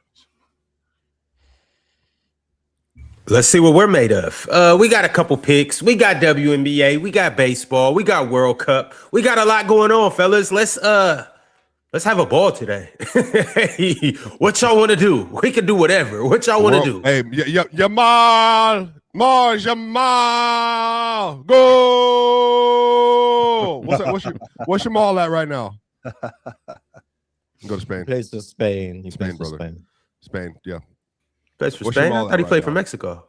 Oh no, he doesn't. Oh, Spanish-speaking country. Give me the more. Give me the more on goals, please, for your ball. He's not currently in the Golden Boot conversation right now, but he can if in the knockout stage if he has like a little bit of a run here. I can't wait. Mars, last night's games were phenomenal. Shout out to the U.S. You guys won again. Round of 16 for the first time since 2002. Now this is the men. The women, they're the best team in the world, best soccer team in the world. But the men's, yes, shout out to the men's for being good. Shout out to the men. Mars. What else were we gonna do? I mean, exactly. You guys sleeping right now. All of our countries are still in it, except England. We're still in it. No, right here. No, you guys don't count. You guys don't count. Yo, that's crazy. You want to take here? Around Kunda? Yeah, but you guys are going. Yes, absolutely. Like, so you guys are in it. Yeah, the more absolutely. You guys are going home today. Like this is your wait, Mars. I thought y'all lost yesterday. We'll see. No, Harry Kane saved the country. Really saved the country for real. That was crazy. He did. Yeah, he saved the country. Shout out to him. Hey, Ron, can I take right in the streets? Good morning. Good morning, Ron. How are things today? I was wondering if I could have a tall glass of Dominique Malangwa, if that's possible. I was wondering if I could have a tall glass of Dominique Malangwa, a little bit of ice, please. Thank you. First year All-Star. Oh, you said Dominique. I thought you said Shakira Austin. My bad. Okay. Shakira ain't got nothing on Dom. Ooh, unfortunately, chill. She is not in the lineup tonight. That's unfortunate. She's probably in the lineup, just not up here. Well, you it's can all good. Clear Copper. We would have took the more on her. So, well, luckily my Mets are not playing tonight because we are garbage. Get these niggas off my team. Trash. Oh my goodness. Ox, right there. Don't go nowhere. Stay right there. That top guy right there, Jacob Mizorowski. They call him the Miz, the fasting throwing pitcher, potentially in history. This dude has heat. He throws 105 miles per hour. That fastball is unhittable. He's the next protege. No, Ox. Whoa. No, I need them. I know 9.5 strikeouts is crazy, but the Miz is crazy. Give me the more on his strikeouts. Shout out the Miz, man. This dude it'd be the 7th inning, and he's still throwing 105 miles per hour. That it's unheard of. So it looks like, because what you call it, Skenes is throwing gas too, but they just suck. He ain't throwing gas. Well, I mean, Skenes got work. He got heat, and he probably is better than Miz. Yes. But when it just comes to throwing heat, ain't nobody even in the Miz's realm. Ron, can I take since you're out of tall glasses of Malongo, can I take a look at that Spanish team, please? World Cup? Yes, sir. Okay. You're not a casual anymore, Chill. I'm actually I still am. I'm just, I'm getting better. I haven't done this in a long time. Let's see here. Is that up? Salah guy, No, they what you call it? Hold on. What? Because I don't think Egypt doesn't play. They play Australia. They play today? That's right there. Oh, absolutely. So, Ron, I am going to take a tall glass of Mr. Mohamed Salah. Thank you very much. Yes, sir. Yeah, he's gonna be sending Australia home today. Yes, sir. 2.5 shots. No, he won't. No, he won't. I'll take a tall glass of Mohamed Salah. Thank you very much. What's the one? I'm gonna take the 2.5 shots. I'm gonna take a tall glass of that. Thank you. That's a guarantee. Yeah, he's gonna let it fly. Hey, by the way, Mars, shout out to the Democratic Republic of Congo, man. I was very much rooting for them. Very much rooting for them. I was rooting for Ivory Coast. Ivory Coast was going crazy too. I was definitely rooting for Ivory Coast. Those are some beautiful people in Ivory Coast. Let me tell you, man. I'm chill. There's beautiful people everywhere, man. Yeah, those are some beautiful people in Ivory Coast. They actually look like. I'm looking at them going like, those look like my people. Ron, your people showed up really well in the World Cup. Like, who's Ron's people? Wait. Who's Ron's people? Senegal. Like they showed up really well so far. No, they capitulated. They capitulated. Shout out to them. Can I get I'm gonna show you my people. I'm gonna show you my people. Here we go. You put it back in the box. Mexico hooping, man. Mexico about to make her. I'm gonna show you my people. Mexico making her run. Yeah, Mexico was going was crazy. Viva! Viva la Mexico. Hey. I didn't. Like Mexico got some black people on the team. I was like, wait a minute, it's black people in Mexico. I mean, yeah, they want to. It's a good amount down there too. One, right? One. Hey, chill. It's a bunch of black Mexicans running around. I'd have created a few of them. They're taking a high. A black player. Japan has a larger black population than people realize, for sure. I was watching the Japan team. You just see a black goalie. I was like, oh damn, nice. Yeah, shout out W Interracial Love, Worldwide West. Rui Hachimura, his father. Yeah, obviously Rui. His mother's Japanese. Yeah, but I didn't expect to see it on the football team. I expect there's going to be a Grecian player, another one that's American, someday soon. You know what I mean? There's going to see another brother out there. You know what I mean? That maybe had a, you know what I mean, the father from America at some point in time, because Greece, Turkey, all that other stuff. Africa's everywhere, and I'm gonna hammer this point really quick, Mars. Africa is the best, continent obviously, but you know what I mean, has the best football players in terms of mass amounts of people in the world. Africa has literally been everywhere. France, Africa, Mexico, Africa, the U.S., Africa, England, but really it's Africa, but it's English and whatever. But shout out, like, this is the blackest team that the U.S. has ever had. By the way, I just want y'all to That's know why it's the best team. It is the best team. I keep telling people this. Easily, and the women's, it's the same thing. Mars 2019. You know, I love women's. Shout out to the Triple Espresso. I watched Triple Espresso 100%. I got her jersey hanging up right now. I'm gonna get a Trinity Rodman one next. I'm gonna get a Mallory one. I'm gonna get all the jerseys. Mars, just so you know, 2019. I went back and rewatched when we played England, and I was like, damn, the team is cold. They won, but they white. They was all white girls except for one. It was Crystal Dunn. Now, when they walk out there, chill, bro, they looking like they are NCAA, Baylor, LSU. Like, we getting to it. Like, I love it. It is great. Shout out to So soccer, what you trying to say is we got an SEC, USA we team? literally have taken over soccer. The best players on the men's team have been black this year, for the most part. You know, shout out, obviously, you know, we had an injury with our, you know, best player or whatever, but like, yeah, man, like it's great to see, bro. Since we on that subject, that is not going on in Los Angeles, however. What you mean it's not going on in Los Angeles? With the Los Angeles Lakers. Oh, and I do know the exciting whites. And I do know that, quote unquote, it's a joke. Yeah, I do know that's a joke. But can we not act like white boys can't play? I mean, is that white team going to be good? I just want to get off that. Like let's stop acting like white dudes can't play. An all white team or white players? White players. Yeah, white players are great. I mean, Swiper, they got some goers over there. I know. They have two for sure, just goers. Austin Reeves is a baller. Let's stop. Goer. Luka is nice as hell. Yeah, Sandro obviously is going to be good as well. Walker Kessler's good. You know, but I do think it's funny. All they need to do is complete Damian. All they need is to holler at the Denver Nuggets and say, "Hey, we'll take Christian Brown off your hands." They'll have the unit. They'll have five of the rings, and they need a white 6-man player. Chill. That's all they're missing. They're missing a white 6-man, and they're missing one more white player. That's it. No, because if they get Christian Brown, they'll actually really be good, though. I know they would be really good. I hope they get. Yeah. They need to get Buddy off the Bucks. We don't necessarily want them to be good. Yeah, they can't afford Christian Brown. Who's the shooter for the Bucks? What's his name? Tyler Green. Tyler Hero. AJ Green. AJ Green. Yeah. Shout out my guy Tyler Green though. He a low rent dude too. Yeah, you could probably get him for a little bit of money. Yeah. Is this going to be? When's the last time we had 4 white people starting in one starting lineup, Chill? We haven't. No, we have to have it. Yeah, I mean, I don't keep track of that. That was good like that. It was the Celtics. It was Bird, McHale. It was Bird, McHale, Danny Ainge, and Jerry Seastings. So the 80s? Yes. Yes, sir. Yes. Wait. We had Brad. Who started on the Kings? We didn't have anybody else but Brad Miller, right? And then we had Divock for a little bit. Brad Miller. Doug Peja. Like, are we talking about just American? We're not talking about just American whites. No, yeah. Peja. So yeah, Doug Christie. He didn't. Well, he's biracial. Half of Doug Christie. I mean, half of Doug. Just add it up. Yeah, Doug Christie counts. Mike Bibby, white chocolate. You know. And my man MJ in the said that the Jazz were close. The Jazz were never close. Never. Yeah, white chocolate was black on the inside though. Yeah. Bibby was too technically. Hey, well, I will say, because you know the way that genealogy is working, we had this biology conversation up here like it might have been Indy Chill, and we were having like these crazy debates about like how fast things progress. I will say, in the next 30 years, we're gonna have an all-white team. They're gonna be good. They might be winning rings like at some point in time. Like, we're gonna get a Cooper Flag unison with some of these other players. It will happen at some point in time, for sure.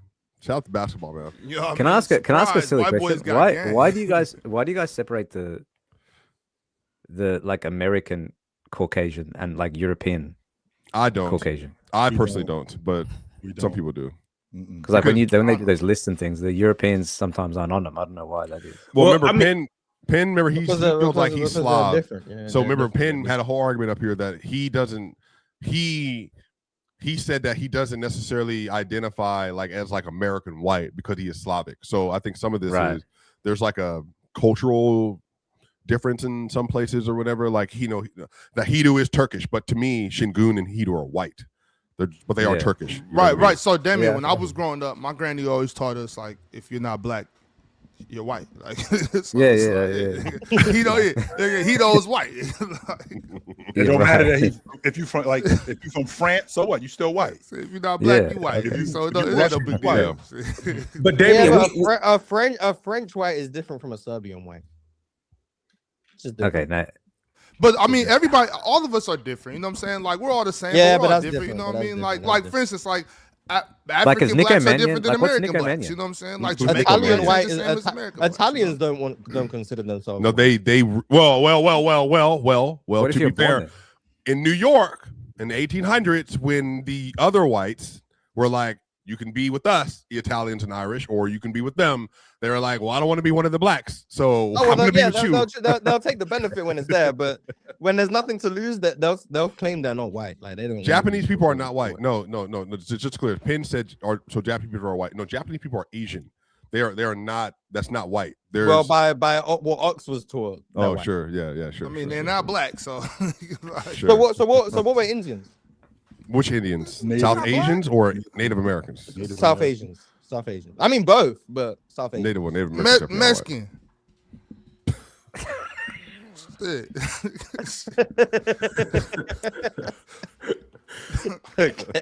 Hey, but Damien, no, we also do that with black people in America too, though. I can't with y'all.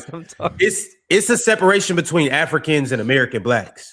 I'm not saying whether it's right or wrong. I'm just saying like it's definitely yeah. And then we got another separation. That's just what we do in America. And then we got the Chris Rock separation, Ron, which is what?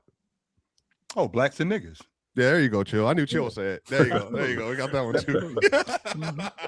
No doubt about that. But but Ron's point is correct. You know, there's the Haitians, there's the Black Americans, but I just thought it was interesting that we're having a conversation about the Lakers being an all-white team, and I mean, white dudes can play.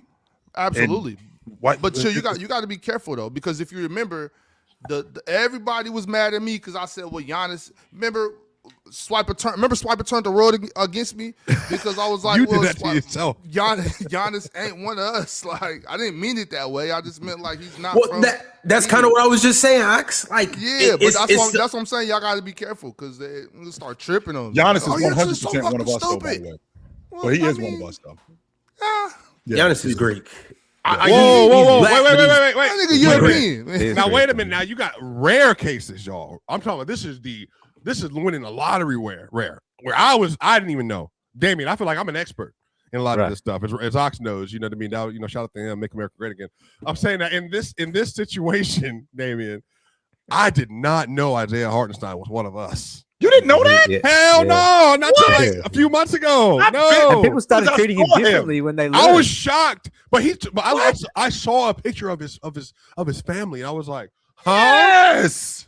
No, I had no idea. It's crazy. No, yeah, but I figured Isaiah Hartenstein was. Yes, I was kind of surprised to find out Dante DiVincenzo wasn't. I was kind of surprised to find out. But he doesn't use. Yeah, and his name is Dante too. So I thought Dante DiVincenzo had something. He doesn't, but I was surprised. Well, remember, and on the podcast P, which is whatever's going to be in the Celtics now.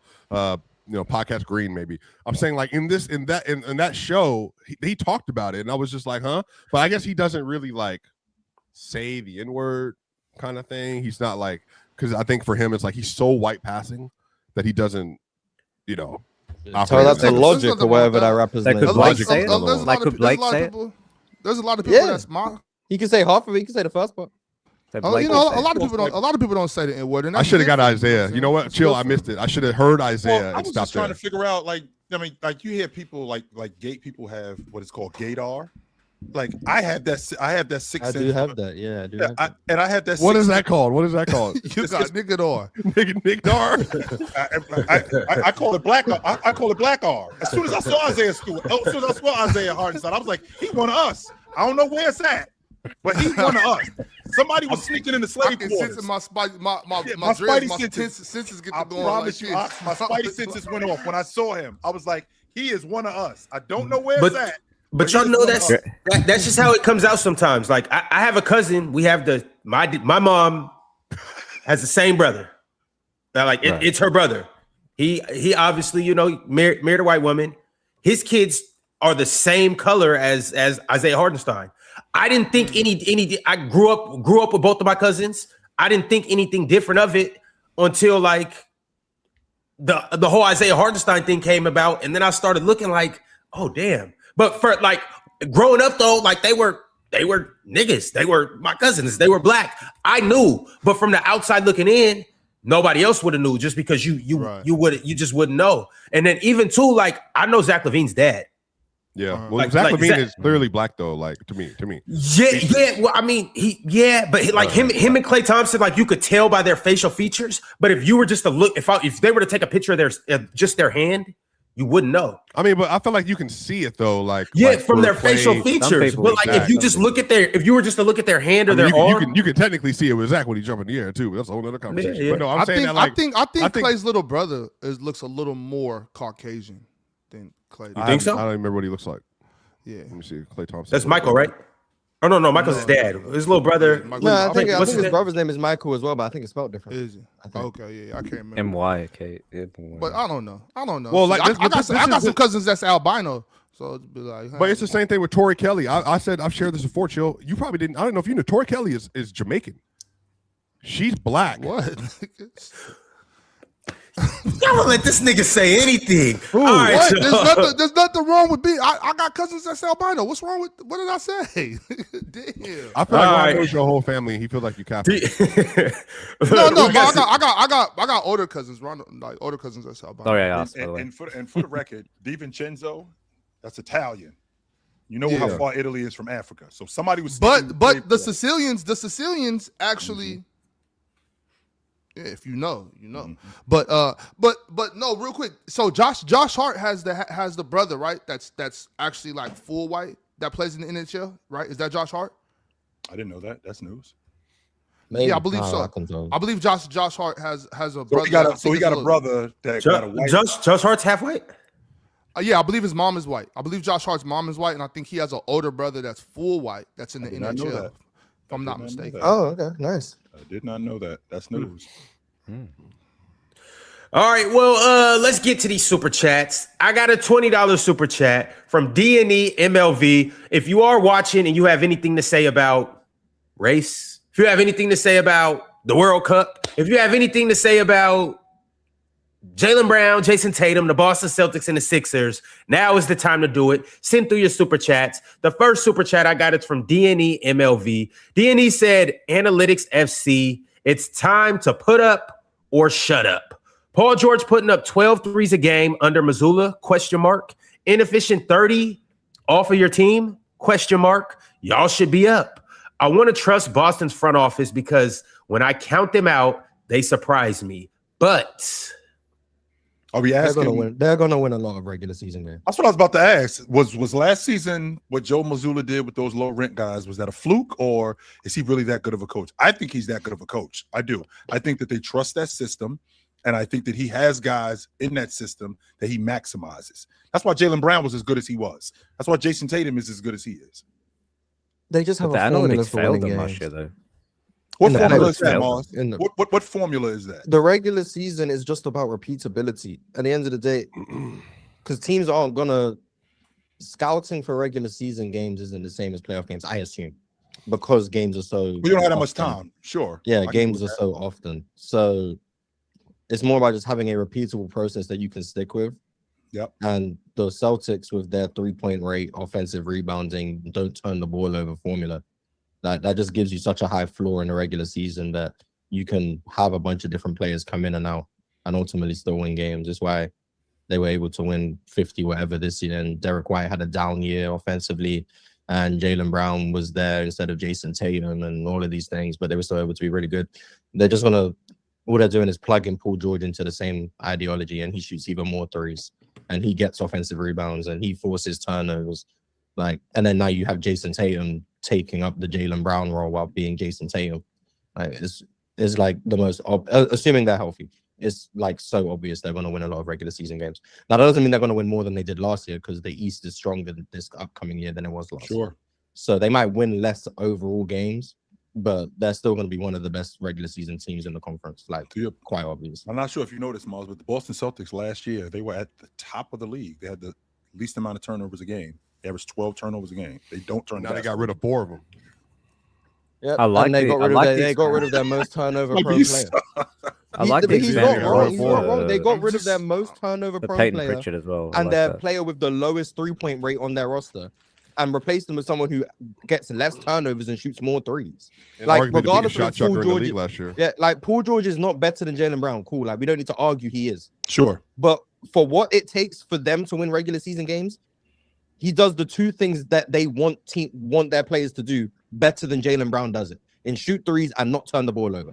Like he does those things better than Jaylen Brown. Like it's very obvious that their team is not going to fall off a cliff like people are projecting. The same way last year, the team didn't fall off a cliff like people were projecting last year. Like the Celtics have a regular season formula. I don't know how people are like, oh, it's over. They're going to be in the play-in. They're going to miss the playoffs. Like you probably said that last year and they ended up being a 2 seed. I thought last year was a gap year for them. I did not think that they were going to be that good. I didn't. Chill, this team is still good, Chill. Yes, they are. Still good. They are. Chill, I got to ask you about something because we talked about it yesterday. We don't got to go too deep into this. Sure. But are we actively watching the Cleveland Cavaliers fall further and further into abyss? Well, I know that this sounds ridiculous to you, but even though Real Talk says something, they're waiting on Braun. But with that being said, Mars, and I know this sounds ridiculous because if I'm using Real Talk's logic from yesterday, then they have to be better because before Jaylen Brown, they owned Philly. I don't think Cleveland beat them. I don't think Philly beat Cleveland once, not just last year. Like I think they've owned them over the last like couple of years. But now you add Jaylen Brown, I do think that makes them better. But I mean, I do think that Cleveland has to do something because everybody else has gotten better. Yes, everybody else. The Celtics have made a move. Detroit, I don't think Jaylen Duren, they're going to lose him. I don't. I think that they're going to. They're probably just going to match whatever he gets. Yeah, I think they're going to end up holding on to him. Yes, Cleveland has to do something in order to. They can't come back with the same group. And James Harden ended up opting out of his deal. So I think he opted waiting on Braun. Yeah, I think he opted out of his deal because they're trying to do something else. Same thing Draymond Green did. The Jaylen Duren situation is crazy. They gotta change the restricted free agency on the Jaylen Duren stuff because why? Because Jaylen Duren, the Pistons can offer him the most. I think it's like 5 years, maybe 287. Whereas other teams can offer him, I think it's up to maybe 180, right, or something similar. 4 years, 144, I think. Yeah, something similar, right? So the problem with the CBA is that it disadvantages the player that's been put in a position to get a max deal here. So like so essentially what Detroit is doing right now is like they know that other teams can't pay him the same. So they're waiting for like an offer sheet from Sacramento for the max they can give him. Then they match it and then they save themselves 110 million in the process. That's what it's like it gives the problem. No, the problem is that the player that is a restricted free agent should have some sort of exception where they can sign more than what their bird rights allow them to for their original team. Because like the Pistons are in a position now where they have all the leverage when it's the player that's being disadvantaged. So the CBA needs to find a way where he can make as much elsewhere that he does in Detroit, I feel anyway. No, and I think that's fair, Damian, but that's why we have the bird rights. So I have a guy on my team who I raised for the last X amount of years. I should be able to pay him the max. You didn't raise him. You didn't have that opportunity to turn him into that, which means that you shouldn't be able to pay him $275 million. And I end up having him walk out the front door after everything that I've done for him. No, I should definitely have car. No, sure. I just think the gap has to be a bit smaller. That's all. What's the word you use, Ox? I cannot get that word. Lunch. Yeah, that's the word I'm looking for. I should have that for my guy that I raised. That's what the bird rights are for. Yeah. I just think the gap's too big. That's all. Damian, all that makes sense. But in this scenario, don't nobody want to give Jaylen Duren all that damn money. I get it. I don't even think Sacramento's going to end up offering. I would do the same thing if I was them. I get it. But don't get me wrong, Swiper. To be honest with you, okay, 287 for 5 years. Okay, we ain't going that far. 130.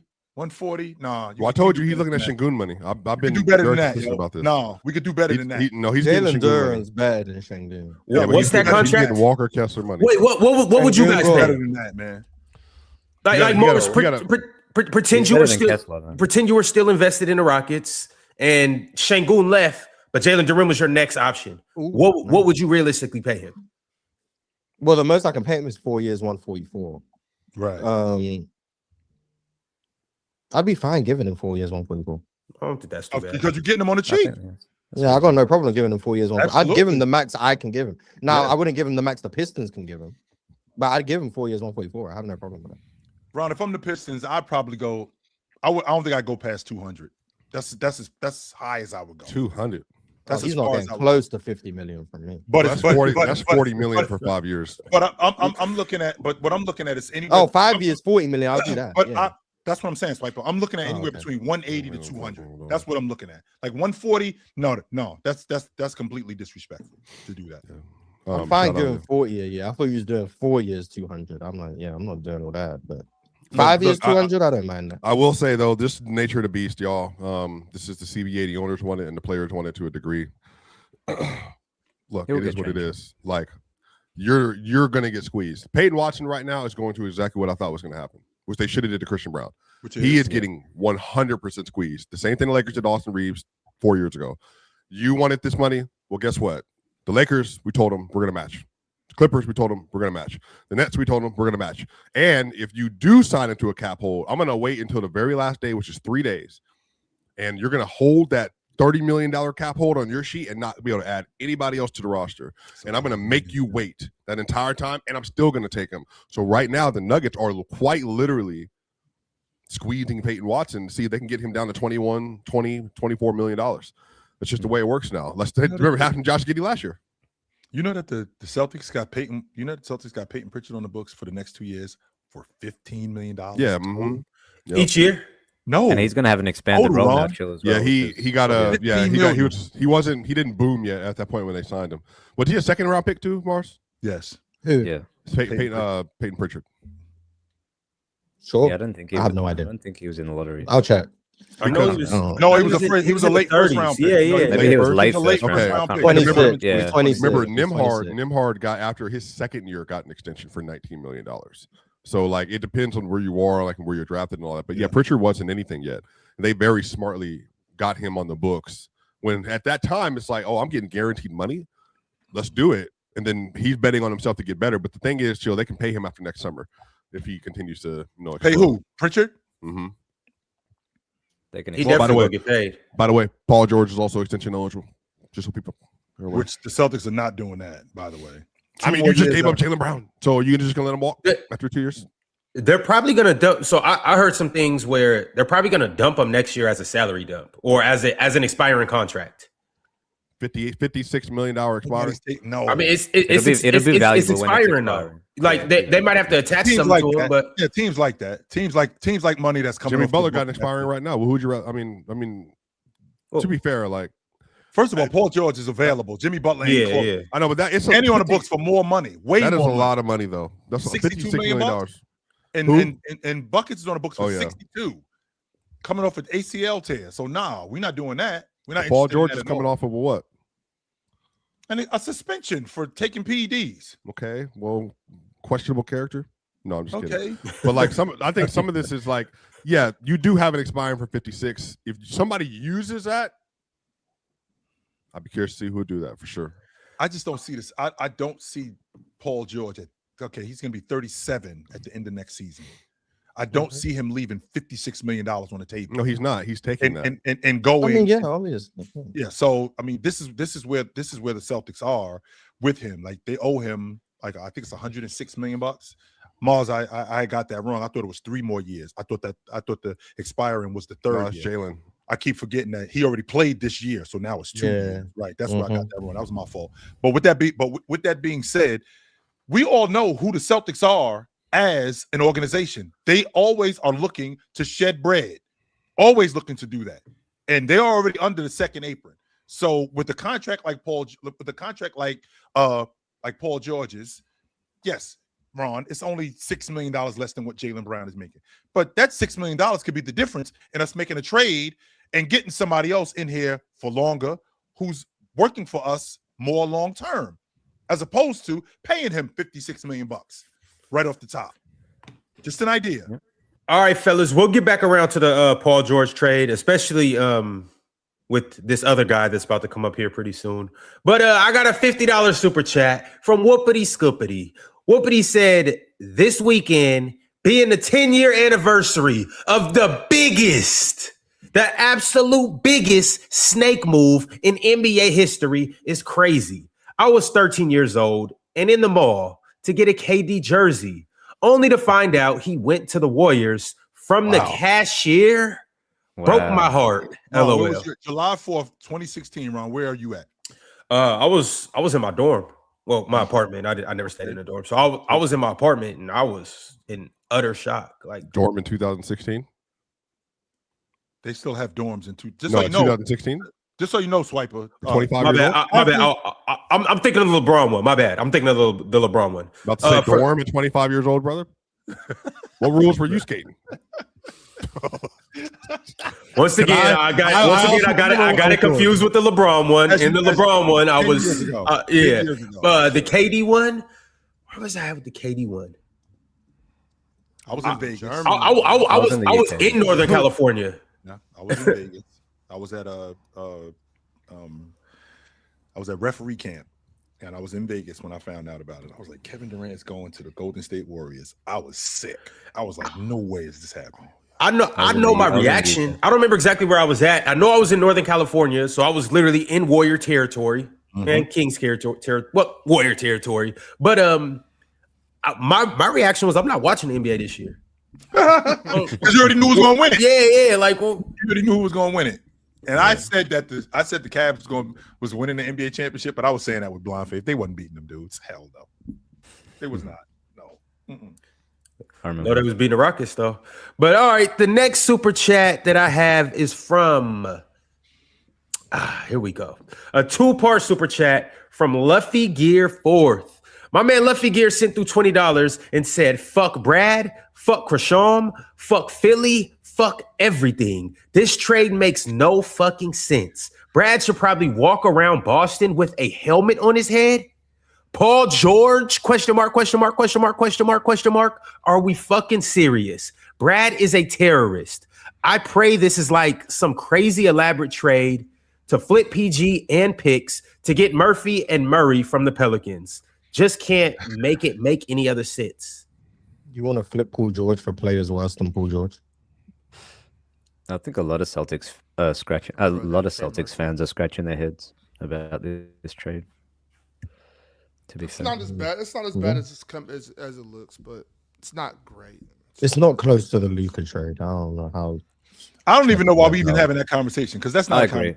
Well, I mean, that is not. Jaylen Brown is much closer to Luka than Paul George is to Anthony Davis. So I would say it's actually worse. So we traded, except for Anthony Davis wasn't healthy. So in hindsight, I mean, Paul George. Right, but from Penn's logic that he laid out to us yesterday, it's not really about what happens after. It's about the actual trade. And once again, Luka Doncic and Jaylen Brown are at least much closer than Paul George and Anthony Davis. What? You fight that, Swiper? Yes, absolutely. The Mavericks. The Luka trade is worse.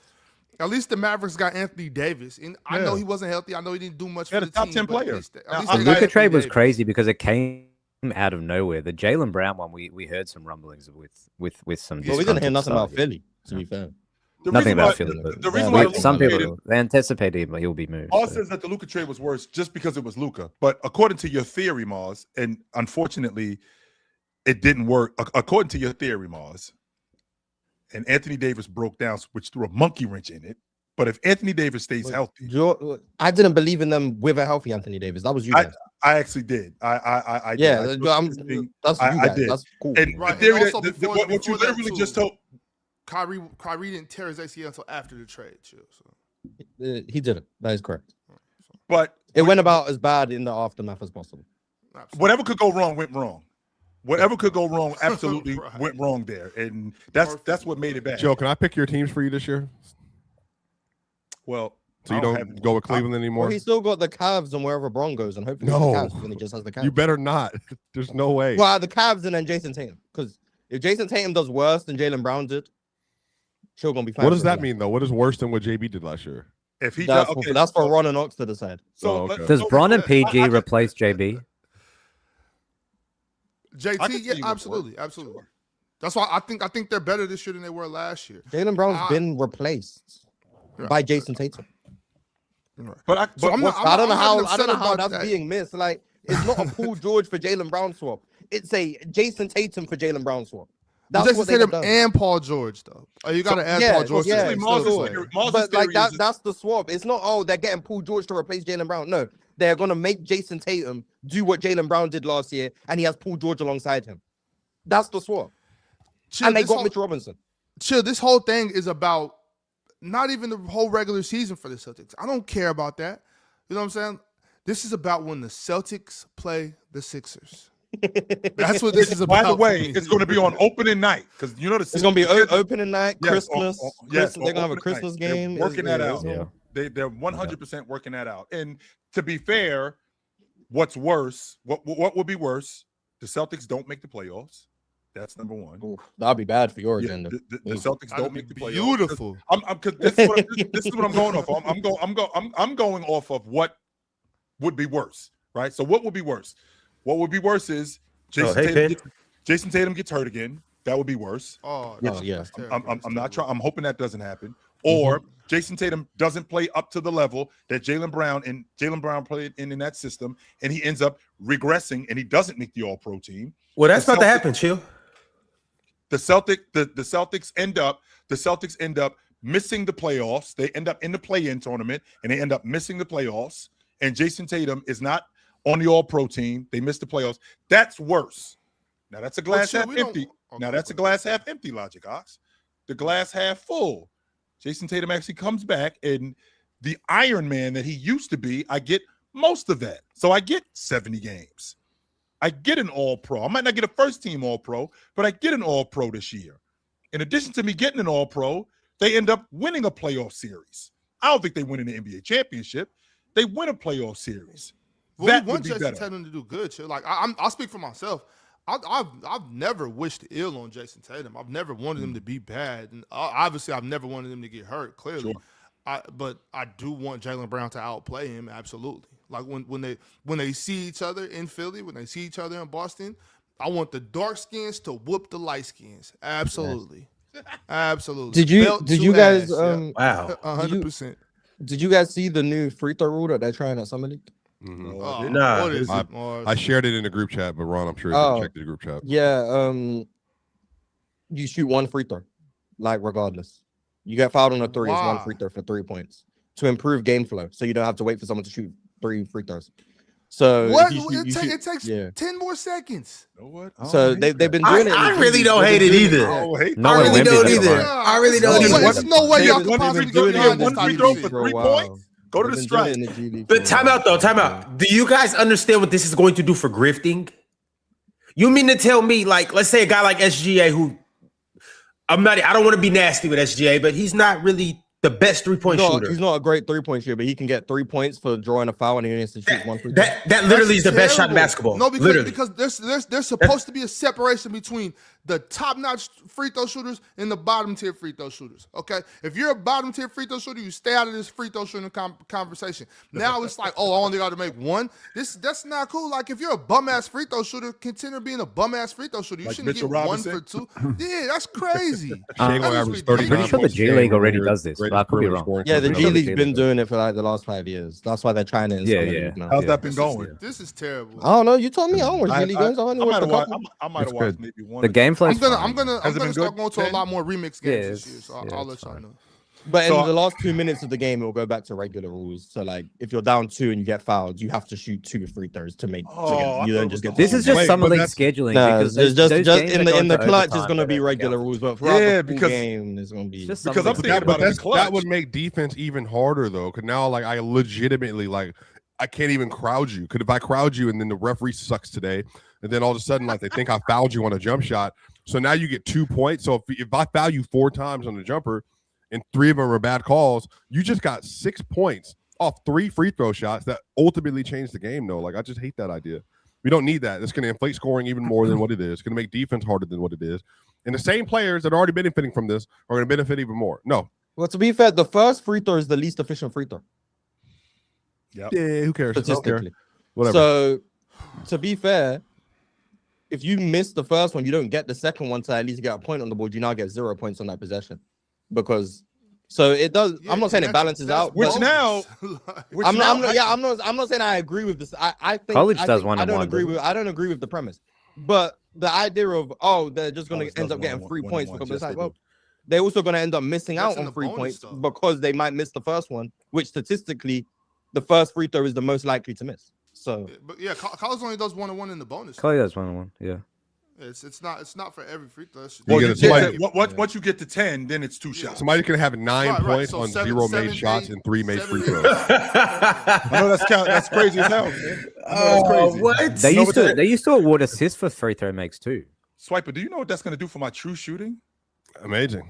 What? It's going to be amazing. And again, it's going to be people averaging 41 points a game. Luka, Shea, no, they're going to Brunson. have to change the formula. Or shooting like 5 free throws a game, by the way. But right now it changes the formula for. What about the efficient shooting?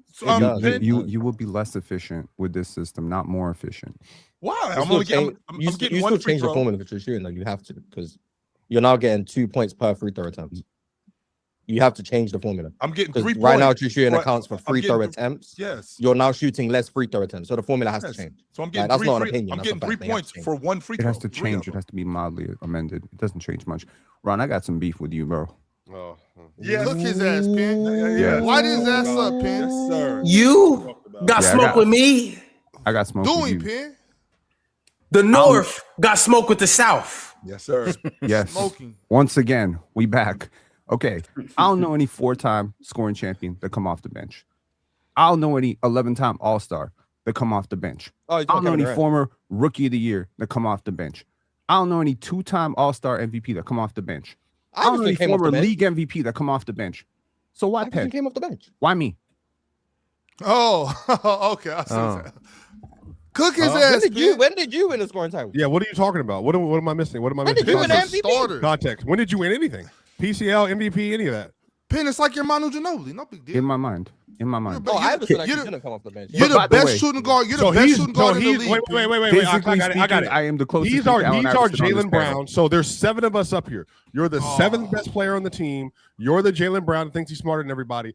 Matter of fact, call Pee Wee. I want you to call Pee Wee right now, and I want you to trade him for that one dude, that tournament me and you did when he had the Golden State Warriors. We're gonna trade Penn for him and a swap.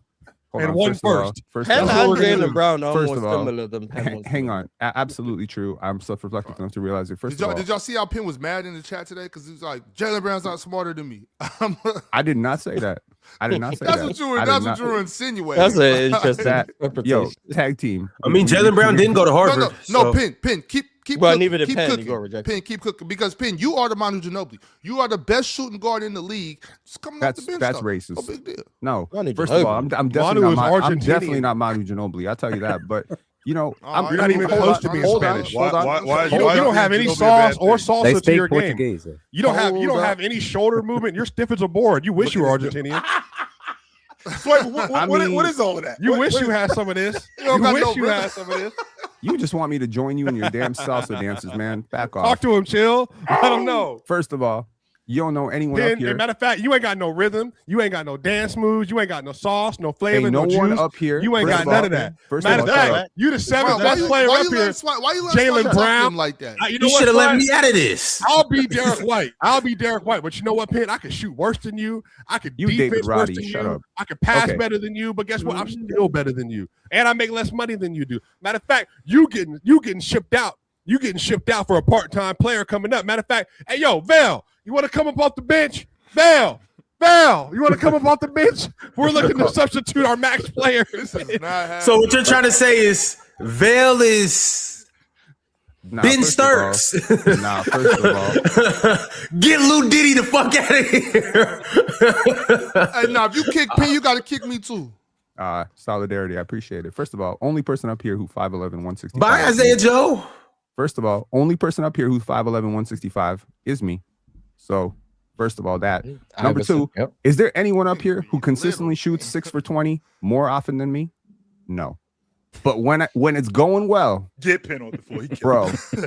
You ain't never seen nothing like it, right? Lately. No, matter of fact, you can't be Jaylen Brown because you've been really efficient lately. I'm not trying to be Jaylen Brown. I'm trying to be Allen Iverson. Draft stuff. You've been putting up great numbers. You put up great numbers on the Kawhi stuff, pre and after. Summer league. On the other hand, Ox is a sabotager. I just got here. I took all 6 days off. Ox is bum ankle. Fourth quarter, De'Aaron Fox in the NBA Finals. That's who you are. Taking unnecessary shots. Who told you you can shoot that shot? Who told you you can shoot that shot? Let me tell y'all something. Swiper is mad at me because I be calling his ass out. Swiper always be playing both sides of the fence. I just want some consistency. Like, look at this guy, so happy to be just happy to be on the court. Got his tongue all out and shit. Nigga, you're not Michael Jordan. You don't get to talk to All-Stars. What you doing? Nigga, with your tongue all out. But I'm just saying though, Swiper only is upset about this trade because they didn't get him. But I did want Jaylen Brown. I was fine with that. But then we'll say these things like, see, this is our NBA coaches. This is our G. I disagree though, Ox. That's my whole point. Coaches. This is how you look at it. But you say these things about I Jaylen disagree Brown, with that. But you say these things about Jaylen Brown, and then you throw a hissy fit when you don't get him. I'm just saying. I disagree with the coaches, though. I've been consistent on this. I think JB's a really good basketball player. I don't think he's been tied to a top 10 player. I still think he's really good. Hey, yo. So that's what I'm saying. What did this really come down to? Did you see that Eddie Lake show did for you, Mars? He hating on me because I changed my opinion on Jaylen Brown. Let's say the quiet part out loud. Okay. What is this really about? What is this Jaylen Brown trade really about? Is it about analytics? Is it about money? No, not really. No, I don't think so. Is it about a difficult personality and a guy who thinks he's smarter than everybody because he plays 2 instruments and he almost became an astronaut? No, I don't think that's it. I think it is because teams, and Swipey, you know this. No, it ain't the black-white thing. Swipey, you know this. Teams identify their core star, their superstar, and then they build everything around it. It's an ecosystem to help that star compete. And why? It's because we talked about it on Real Talk stream last night. Shout outs to Real Talk, doing great work. Mars, y'all doing good work over there. We talked about it. These super max guys, they're worth so much more than the money you can pay them. LeBron, guys like that, right? LeBron, Jay, those guys. So when you have a window to win with that guy, everyone in that ecosystem gets overpaid. And Swiper, you know this because y'all maxed out Jamal Murray and Michael Porter Jr. And I don't think those contracts were necessarily fair when you signed them. And I think a lot of people looked at that way, like, wait, what? We doing that? Jaylen Brown earned his Jamal got the max after the bubble, brother. That was happening always. No, you can say that was supposed to happen always, but the next extension probably wasn't. The 50-ish million. I don't think that was perfectly fine. Jamal Murray, De'Aaron Fox got paid a lot more money than some people were comfortable with because Wemby is there. When Jalen Williams, Chet Holmgren, Max. Why? Shea is there. So Jaylen Brown got paid that because Jason Tatum is there? No. Hang on. This what? Sorry, say that again. Are you saying Jaylen Brown got paid that contract because Jason Tatum is there? That would be I wouldn't phrase it like that. I would say the Celtics believed that because they had a top 6 player in the league, or what they thought maybe a top 5 player in the league, they got to go. No, Jason Tatum. They had to put the pieces requisite around that player. He was top 4, Swiper. In order to win. When he signed the deal, what happened? Hang on. There's evidence to this. What happened when Jason Tatum tore his Achilles? They shipped everyone out in a minute. Actually, they didn't. All of those dudes. Yes, they did. Al Horford, Drew Holiday. Okay, wait, that's correct. All those guys. They were dumped. Why? Yeah. Because we're not going to pay. That this guy's not going to play. Because the ownership changed too, though. No. They were going to do that before he tore his Achilles. No. The owner. All these things are side points. These are points, of course. Like Jaylen Brown, if he was more analytically driven, would they have kept him? Probably sure. If he was maybe a little bit easier to get along with for Brad Stevens and Joe Mazzulla and took more threes and crashed the glass a little bit more, would they keep him? Yeah, sure. But ultimately, this comes down to this. I don't know if the Celtics internally believe that the Jason Tatum window is as long as we initially thought before he tore his Achilles. I don't know if the calculus has changed on Jason Tatum after he tore his Achilles. Wait a second. Is this still a top 5 player in the league? So now we got to play it out. And with Jaylen Brown coming up for that extension, now you're locking yourself into that. I think the other thing is all this talk about, well, they're trying to trade him for Giannis. They're trying to trade him for Giannis. Those talks were rebuffed aggressively. I talked to somebody in a front office yesterday who's not involved at all because his team did not make an offer in this. And he said, we didn't make an offer. And believe me, it was cheap. This was the best offer they could get for him because regardless of how good a player he is, and he's very good. I think Mars, I don't know if you were trolling yesterday, we came up to top 22-ish player. And I think even his biggest haters could admit he's a top 20 player. That he makes the 7th most money in the league. And he's 30, almost 30. 29 years old. So unless you believe that Jason Tatum is the type of player who's worth 2 times his contract, that contract looks a little bit worse now. So I'm just saying Paul George is going to fit in just fine. I don't think the Celtics won this trade. I understand why they made it. That's it. So if that's true to what you just told us about Jason Tatum and that window not being open as long, because I want to make sure that I'm following you correctly. So they built this thing around the window of Jason Tatum. That's what it sounds like. And the optics of the media were, it's those two. Okay, no, for them, it was always, this is Jason Tatum's team. Jaylen Brown, Derek White, these are pieces. So so you're saying that the window, when Jason Tatum tore up his Achilles, the window was closing, not closed, but closing. Changing. The window changed. We're no longer thinking 10 years. Okay, so we got 10 years to run this. We're going to be a dynasty. We're not thinking that anymore. So if that's true, then why not come off the damaged goods then? Then why are we trading the other commodity, which isn't damaged, which has been actually producing much better? Why not just come off the damaged goods? So what happens with an Achilles or an ACL? Because we don't know what's going to happen with this guy. Look, even though I'm a Jason Tatum guy, but as you were saying, Ben, regardless of how you believe Jason Tatum recovered from this Achilles, and we've talked about it plenty of times last year. Sure. What an Achilles tear or an ACL tear, even if a guy comes back from it now, what it does is it absolutely shortens your career. It shortens your window. It shortens your peak. It probably makes you regress a little bit. Kevin Durant, as much as he came back, he changed his game. Since Kevin Durant he changed his game. He's never been as good. He's great. He's had great seasons, but it's a different type of player. The rim pressure isn't there. All that stuff isn't there. So even if a guy makes a miraculous comeback from it, sure, and you're not going to convince me on any walk of life that Jason Tatum is as good as Kevin Durant ever. So my point here is even that when you look at mileage, this is like adding 3,000 minutes, 4,000 minutes to your career, that injury. You don't pay for it right away, but you will pay for it at some point.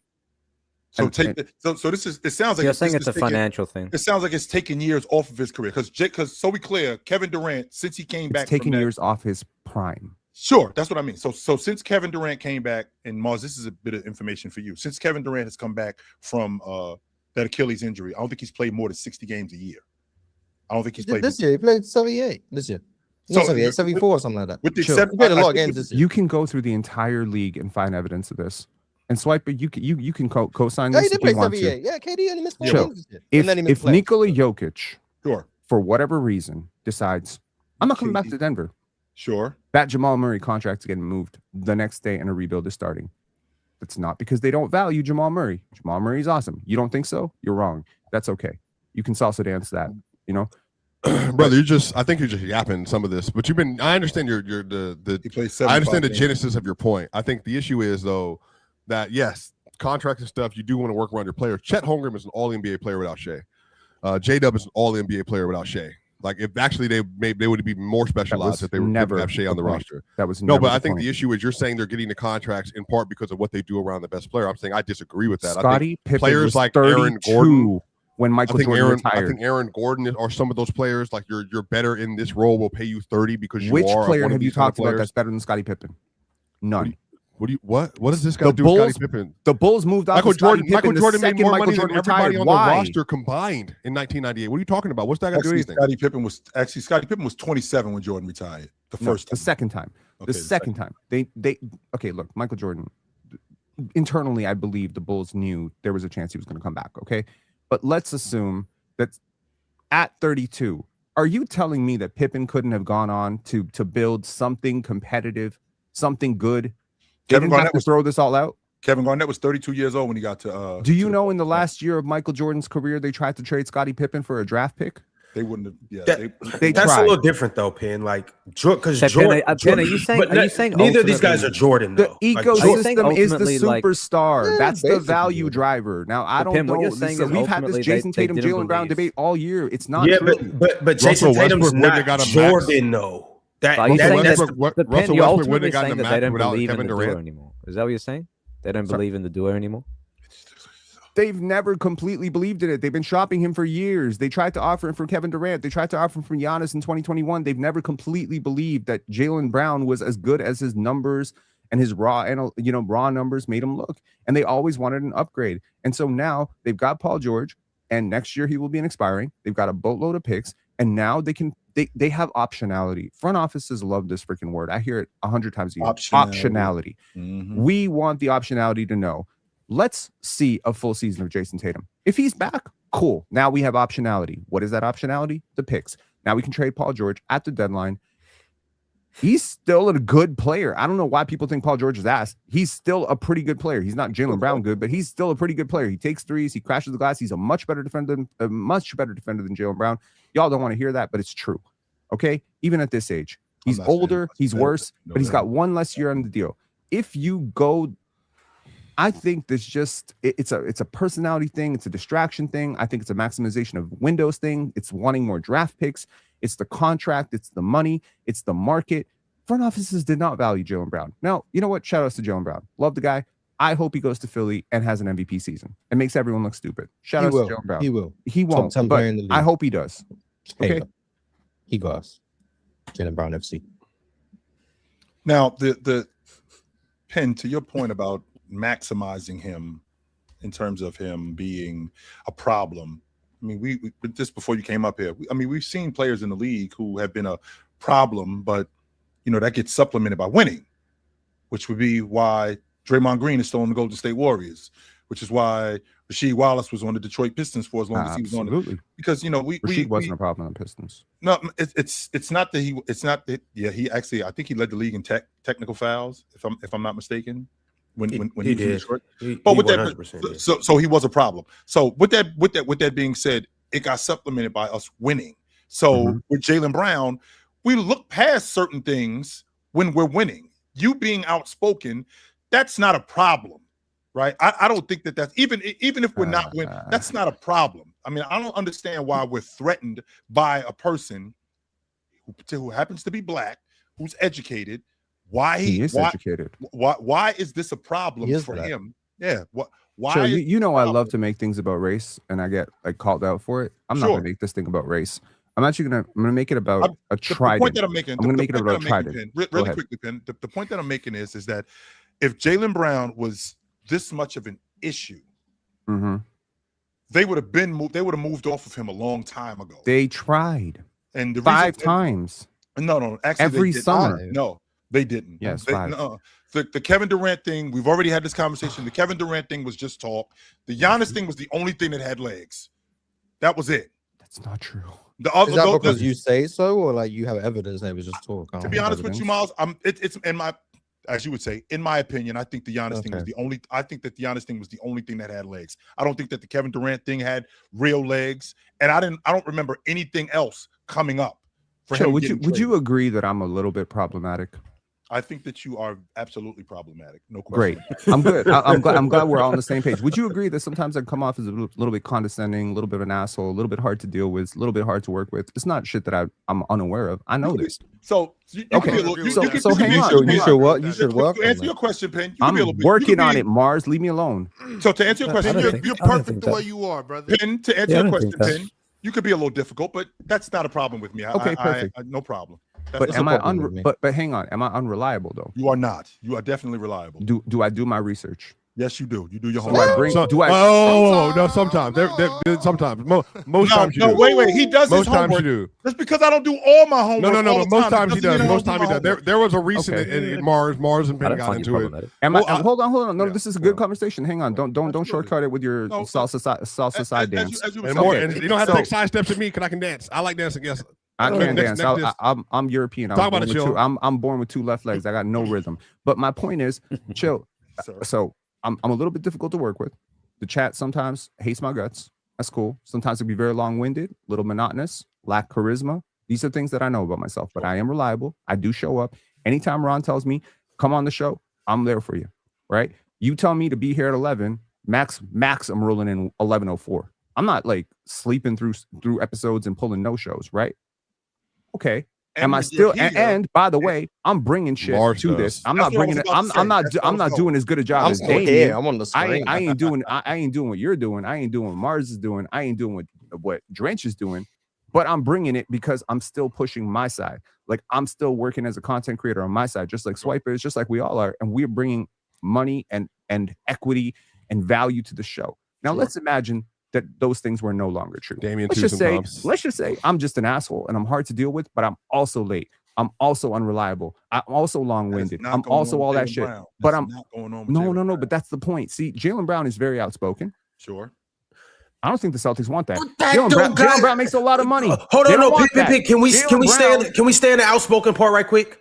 Sure. I don't understand what is the big deal, and we've talked about this, throughout the season. So I get that. I mean, it's kind of similar to what happened to Kyrie. I know for sure, but I'm saying I know Ox told me earlier I'm not the front office. I understand I'm not the Celtics. Right. I said I don't understand the big deal with Jaylen Brown saying that this was his favorite season ever. I don't understand with Jaylen Brown thinking he is the best player in the NBA. Like, imagine me coming out and saying I'm the best host in the world. Regardless of how you guys feel. Well, no, I say I'm your favorite host, most hated host. You like I even call myself L host. But imagine if I called myself Dub host and I said I was the best host in the world. Thank you, Damien. Thank you. Like what? Imagine me thinking that I'm the best player in the world. But Ron, the difference is we can't trade you. I could make a call and get you traded. I would be there. I could make a call and get you traded. That's the difference. But Swiper, I wouldn't say I want Swiper off the panel if Swiper says I'm the best host on the PC platform. Okay, but I won MVP though. That's different. You didn't win MVP. You didn't win MVP. He hasn't won an MVP. That's the difference. So wait, hold on, chill. Real talk. I understand what you're saying, no, Ron. I agree with you, but I just want you to know I did text somebody in the media over there.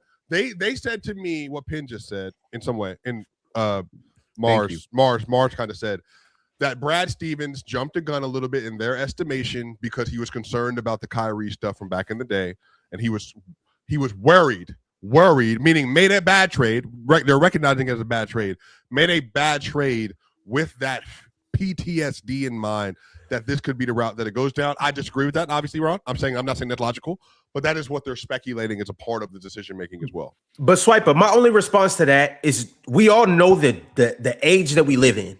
It's ironic that people started saying, 40 years from now, kids are going to be saying, you were playing with podcasters and streamers.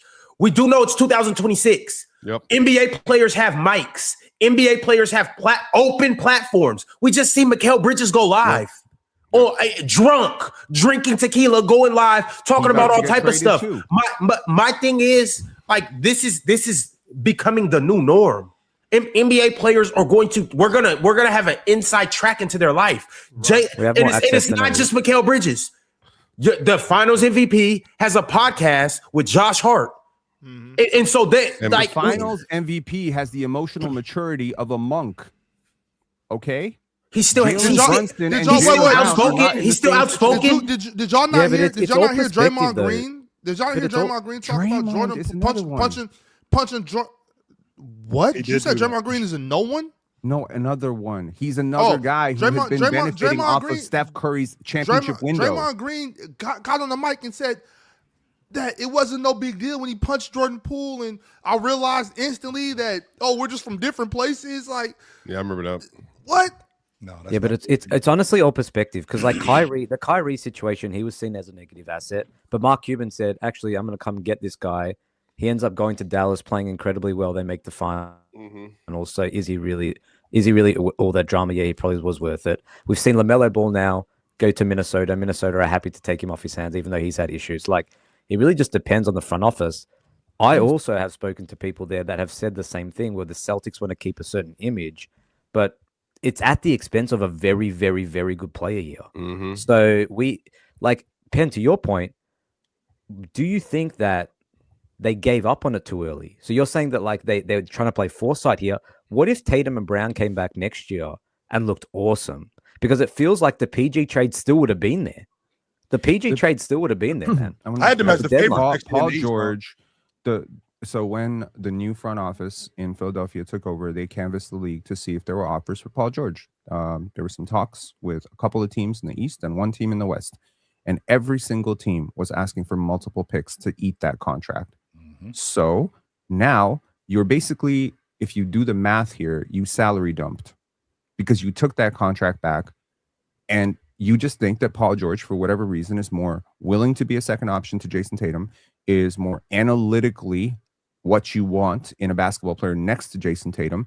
And you're going to believe, as the media has been putting out, that, you know, Peyton Pritchard has some big Jalen Brunson jump in him. Now, I'm not sure about that shit. I don't think he got Jalen Brunson in him, but that's how they're spinning it. And look, I'm not really a fan of organizations throwing players under the bus on the way out. I still got Vince Carter PTSD. I don't like that shit. I don't like what the Celtics are necessarily doing to Jaylen Brown. I really don't. It's bad. I don't like what the Mavericks did to Luka. That dude balled out for you, took you to the finals. Now you saying he got weight issues, professionalism. These images stick on an athlete. They come up forever. There are accusations that people will make against you, and 18 years later, you meet someone you've never known, to be like, yeah, I don't know if I want to do business with that guy because I heard this thing about him 18 years ago. So now you're hearing Jaylen Brown is a difficult person and shit like that. I'm not necessarily sure about that. I don't know Jaylen Brown, but from what I understand, the Celtics did this the way they orchestrate their offense. It was a math decision. The mathematics on this were, he's a twitchy athlete with a sometimes shaky jumper, doesn't take as many threes as we want. We have been 36-6 in the games he's missed over the last 3 years. We had a better net rating with him without him last year. Let's risk it. And it is a risk. They weren't trying to trade him, you know, but by the end of it, they were literally banging on every team's door. I wouldn't be surprised if they would have dumped him for Emmanuel Quickley, RJ Barrett with no picks. And I wouldn't be surprised if the Raptors said no. It was obvious that they wanted him off the books. It was obvious that they wanted him. And Ron, you're just looking at the player. That's why, Ron, to Penn's point, you're just looking at the player. That's no, why. did you hear what he just said? The Raptors would say no. Brown's biggest fan if he ended up in Toronto. By the way, by the way, yes. Hey, we will be hearing all type of middle school stories. Oh my God, did you guys know his middle school project where he did extra credit and he passed the class with 110? Yeah, 110%. Did you know that he had a poster of Vince Carter on his wall from age 13 to 16? He actually emulated. He always wanted to be a Raptor. Did you also know that Bargnani was one of his favorite players of all time? And Jose Calderon actually inspired him to be a better ball handler. Wow! I think that there is some validity to Darko actually tutored him when he was 14 years old. When you're bringing a guy into your fold, like you're inheriting this problem. Masai Ujiri and him grew up together. Whatever the problem is. Well, that's standards now. But Jaylen Brown, his great uncle took a 3-day vacation to Toronto a couple years ago. Okay, look, you're acting like I would switch up on a player. Jaylen Brown got on Twitch and said Canada's his favorite country to visit. Whenever there's nothing wrong with switching up on a player. Penn's point does have some. Kawhi Leonard and Jaylen Brown share the same signs. I don't have hoe tendencies. I'm it. sorry, I don't have hoe tendencies. Well, you should develop some. So once again, Penn's point does have some. What else, Ron? Some validity to it. Off the strength that when you trade for somebody, you are inheriting that problem. Whatever that problem is, whether it's injury, whether this dude likes to be in the streets, whether this dude, no matter what it is. Brown doesn't have those problems, and that's the beautiful thing, Chill. He's such a professional. He's a perfectionist. He is a worker. In a lot of ways, he is absolutely the type of player you want mentoring young kids. Look, man, I'm gonna say this. I know y'all haven't drawn the parallel to this. This is very DeMar DeRozan. Now, it's very DeMar DeRozan. Okay. When DeMar DeRozan got moved in 2018 for Kawhi Leonard, people were like, what the hell? They traded him for a guy who don't even want to come. They traded him for a guy who don't even want to come. They added a pick. What the hell? I think a lot of Raptor fans were a bit upset. And I'm going to tell you something that I heard from somebody who was close to the Raptors at the time. Yep. We actually think Danny Green might be a better player than DeMar DeRozan. Now, this is crazy. This is crazy, nuts. But the analytics will lead you there very quickly if you understand the value of Danny Green next to a star. The point here is, bro, please. I mean, I can kind of get with that. No. Next to Kawhi, and on that team, I'll give you a fun. I would actually rather have Danny Green on that team than DeMar DeRozan. I bring this up. I actually brought Danny Green. But Jaylen Brown ain't Danny Green. Chill. You want a fun fact? Jason Tatum and Kawhi. Jaylen Brown is DeMar in this. I love fun facts, man. Chill. Do you know from 2011 I take back what I said. 2020, no player in the league won more games than Danny Green? Well, no player in the last 10 years won more games than Jaylen Brown. That's Jason Tatum. Yeah, That's funny because that's the irrelevance of that stat. Jason Tatum is on the list too, right next to him. Yeah, but Jaylen Brown is at the top. But the number 2 without anybody else on the list? It's Jokic, right? It's Jokic. Hey, man. So the best player in the league, Jokic, the third best player in the league. Danny Green. My point exactly. So my thing is like fans don't value Danny Green because it's not hot sauce, but what he provides, holy crap! Try to replicate that. There are analytics people who would tell you Danny Green was low key, like producing all-star value at role player numbers, all-star value in terms of defensive versatility, 3-point shooting, gravity, corner shooting, all that stuff. Like the stuff that he did was amazing. His numbers just never, and try to convince somebody in a barbershop. Oh, Jamal Crawford, Danny Green. Be like, Danny Green, fuck that Danny Green. But front offices value Danny Green. I'm going to say this uncomfortably. NBA teams got real expensive. Really expensive. Fast, too. Really. When things become more expensive, when your neighborhood becomes more expensive, what does it become? Usually, it becomes a little bit whiter, right? Some things get filtered out. So you're told you they was gentrifying the NBA. I told y'all this years there ago. is validation to that. They are because when you are dealing with a $150 million team, the cost of being wrong is not life-changing. When you're dealing with a $6 billion asset, who owns that asset? Is it a guy who grew up a fan of the team? No, it is a private equity fund. It is a hedge fund. These people live, breathe, think numbers. And I know that. I worked at a hedge fund. I know how numerically oriented my brain became. That's the one you got for a year. Go from I did not get let go. For doing the same thing that Jaylen Brown did? Pen, you're making a point, as you were saying. I was annoying as hell. I'll give you that. But Pen, as you were saying. Yeah, so it's like if the numbers tell you that a guy like literally is the 6th or 7th most important player on your team and he's being paid as the 7th most expensive player, you're going to be a little bit lower on him. And I'll also bring this back to the 48 laws of power. What's one of the laws of power? Don't outshine the master. And who is the master here? Who is the master? Jaylen Brown was the master. You are on a live stream. You are on a live stream saying analytics are stupid, and literally every single person who employs you thinks they're gospel. Your coach thinks they're gospel. Your GM thinks they're gospel. The owners think they're gospel. You're telling people who grew up thinking numbers are the be-all, end-all Bible that numbers don't matter. See, but they hate you. That goes further to my point I was trying to say earlier. Why are we acting like this is a big deal? This is good for Jaylen Brown. Like, Get away from that. Get away from that dumb shit. Nobody wants to be in the trapped inside an analytic box. He doesn't want to have to play basketball on a calculator all his life. He could go play ball somewhere. This is not a bad thing. This is a glorious day. Damien, I think it's a good. No, he's been freed. I think it's a good thing for Jaylen Brown, but I think in the show we have tried. Hey, 48. I think it's a good thing for Jaylen Brown. I do think it's a good thing for Jaylen Brown. I got that for you, sucker. The Art of War. I got this for you. As you were saying, Damien's making a point. I'm listening to you, Damien. As you were saying, I was going to say, I think it's a good thing for Jaylen Brown. And I got that for you. Quiet, Ron. Can you mute yourself, Ron? Quiet. God damn. I think I got more than 7 digits. We suck at this. I swear. Damien, please. Damien, as you were saying, you were making a point, Damien. When I see this dude over here, I'm putting him in a sleeper hole. And I got that one for you. Hey, because that's how old you are. So I had to get the 50th law. To pass you up. I'm sorry. These are audio books, by the way. These are audio books.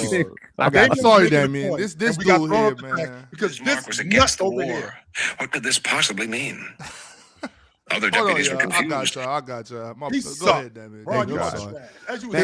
He has terrible table manners. Go ahead, brother. Hey, Damien, I got this for Ron. How about that? There you go. Bring him up. Bring him back up. Yeah, that's for you right there, Ron. There's no way there's actually a book. I'm gonna send this to you right now. Hold on, I'm gonna send this to you right now. Read it. But you send that to me, I'm blocking you. Backwards and front. If you send that to me, I am blocking you. Take note. We're talking via email from here on out. I want to see this annotated correctly, by the way. Now, wait, Swiper. That needs to be the first book in your book club. You know what? Ron's the only member. You know what needs to happen? Damien needs to make the point that he was making. Damien, as you were saying, Damien, sir, go ahead, bro. As you were saying, sir. Quiet, Ron. Don't say a word. Pipe down over there. Put a sock in. You guys are lucky. I like you guys so much. Anyways.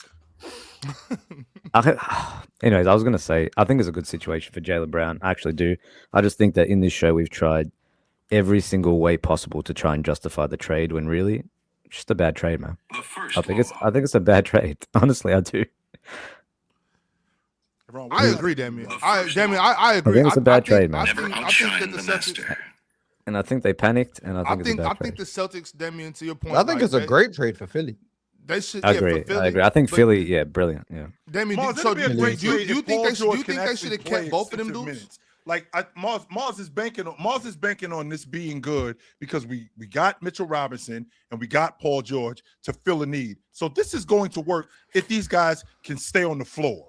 That's going to be if Jason Tatum is as good as Jaylen Brown, that's how it'll work, Chill. Dan Paul George, Dan Mitchell Robinson. If Jason Tatum is who you think he is, Chill, then the trade don't matter. So don't worry about Mitchell Robinson staying on the floor. Don't worry about Paul George not doing drugs. If Jason Tatum is as good as you say he is, if he is better than Jaylen Brown, you don't got nothing to worry about, Boston. You. Nothing. I don't. Because you got Derek White. You got Peyton Pritchard, the next Jalen Brunson. Correct. You got Jason Tatum. Right. So Jason Tatum is going to be able. You know what, Ox? You got it, brother. You absolutely got it. And Jason Tatum is who I think he is. And when he does do what I think he's going to do, your ass better be right here front and center. Because I was right here front and center. The same way you got to be here front and center if he does. Well, chill. You know, Absolutely. See, here's the difference that Mars did wait if he doesn't. I was actually here when Jaylen Brown did it. That's the difference. I was here when Jaylen Brown took you some time. But I was here the entire time. So I'm gonna be here when Jason Tatum does that too. See, but this is the thing. What is that? What is that? Jaylen Brown. I think it's incredible. Ox in particular, because before this season started, Ox was the only one who was advocating for Jaylen Brown. None of us was up here talking about Jaylen Brown doing this. Ron said they would be a top seed. To be fair, Ron said they'd be a top seed. He did. I thought. Why do you just forget my takes? We tried. The reason why you said that, Ron, give me legit logic why you said that. So I have to do this again? I did this the whole season. Chill. You have asked me this 10 different times over the last calendar year. All right, forget it. Ron, but it's hindsight. Ron was right. Right. Like, you know what, Ron? He's not right often, but he was right. Ron was right. You was right about the Boston Celtics. So now, and now swipe and put it up. Takes for dummies. Put that up. So now Jason Tatum Jason Tatum being the Michael Jackson, right? Being the David Ruffin of the Boston Celtics. He now, what the hell? Serbians. Anyway, hey, send that to Swiper. Send it to him. So now I'm gifting it to him for Christmas. This is what goes on the members stream, by the way, guys. It's his birthday coming up this month, and you could get it to him a little earlier. So with now Jason Tatum, with Derek White, with the group that he has, like we're gonna lose. Are we gonna lose Garza? Because I think they're gonna lose Vooch. Like Vooch is gone. Vooch is gone. And that's addition by subtraction. But chill. Garza is irrelevant now. They signed. I don't even think he's gonna play over Huckporty. Huckporty's in Philly. My bad. But I mean, he's not going to play over the other two centers, though. He's a third string big. Kata and Robinson, they won't play them. Kayton Robinson is like too big. And we can't put him at the 4. But even still, with the roster that they currently have, I'm not factoring Jason Tatum in with this because I already think he's going to get busy. I'm not factoring him. I'm thinking about if, to Mars's point, why this group is better. If Paul George can stay healthy, and if in addition to Paul George staying healthy, if Mitchell Robinson can play, if these two dudes can play with these additions, then they could very well be a good team. I'm not even factoring in Jason Tatum because I already think that Jason Tatum is as good as I think he is, and I think he's gonna get busy anyway. Well, that's more than Jaylen Brown. I just don't think we could. I just don't think we should grade Boston on regular season stuff. Like they're going to be good in the regular season. I kind of agree. Yeah, but that's cool. Whatever. I don't think Boston should be graded on the regular season. I don't think this team can win a championship. I do not think they're a championship team. I don't think. No. I mean, last year was interesting because Jason Tatum came back, but before Jason Tatum came back, I didn't think they could win a championship last year. Like I didn't think that team was good enough either. But they were winning a lot of regular season games. Who's beating them? What this Celtics? I'm not arguing they can. I'm Sixers. The Sixers are beating them. So you're asking this Celtics team, the current team? I know what team it's not. If they don't trade the picks, if they don't add anything. I would favor the Knicks. I would favor the Raptors. I need to see what the Heat do, and Philly. If Philly's healthy, I would favor them as well. Those would be the 3 teams I would favor. Detroit. Yep. Indy. That'd be a good series, though. Indiana. I forgot about Indiana's existence. Indiana could cause them problems. I got to see Indiana. I need so damn, yeah, that's what I'm saying. I possibly have them out in the first round. Indiana's a team that's just it's an unknown to me. I need to see what's going on. But you know what else, Chill? You know what else Jason Tatum gets this year? And then also the Western Conference teams like OKC and San Antonio, I would, and then Denver maybe I would have. Jason Tatum's gonna have the luxury this year, Chill, of not having, some producer. The team sucks. Some producer jump on the scene in late February. You know what I'm saying? Late February, just come in and be all in the videos, dancing. So I gotta write my own rhymes and I gotta produce my own music.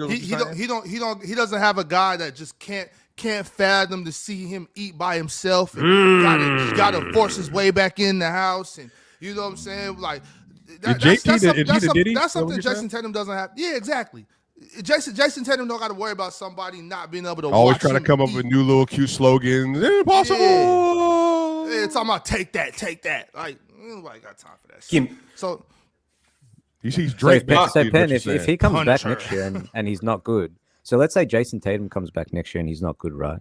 Do the Celtics front office now then think they can pivot to a rebuild? They can pivot to a rebuild. That's exactly the point. Now, that's the optionality. That is the optionality. We give up 2 top 10 players, and now we give up one of our top 10 players, and now it's like we're just going to give them both up. Of Jason Tatum in the next 12 months, this is one of the worst trades. Colossal failure. They're not trading Jason Tatum. Why? They will opt. No, they'll trade Derek White, who has a ton of value to contenders. No. I didn't say they're trading Jason Tatum. He's a. I hate to say it, but Jason Tatum is for them a franchise legend. That's what they want him to be. They want him to be like the next great Celtic. Now, again, I'm not saying like I support it, but I do understand it.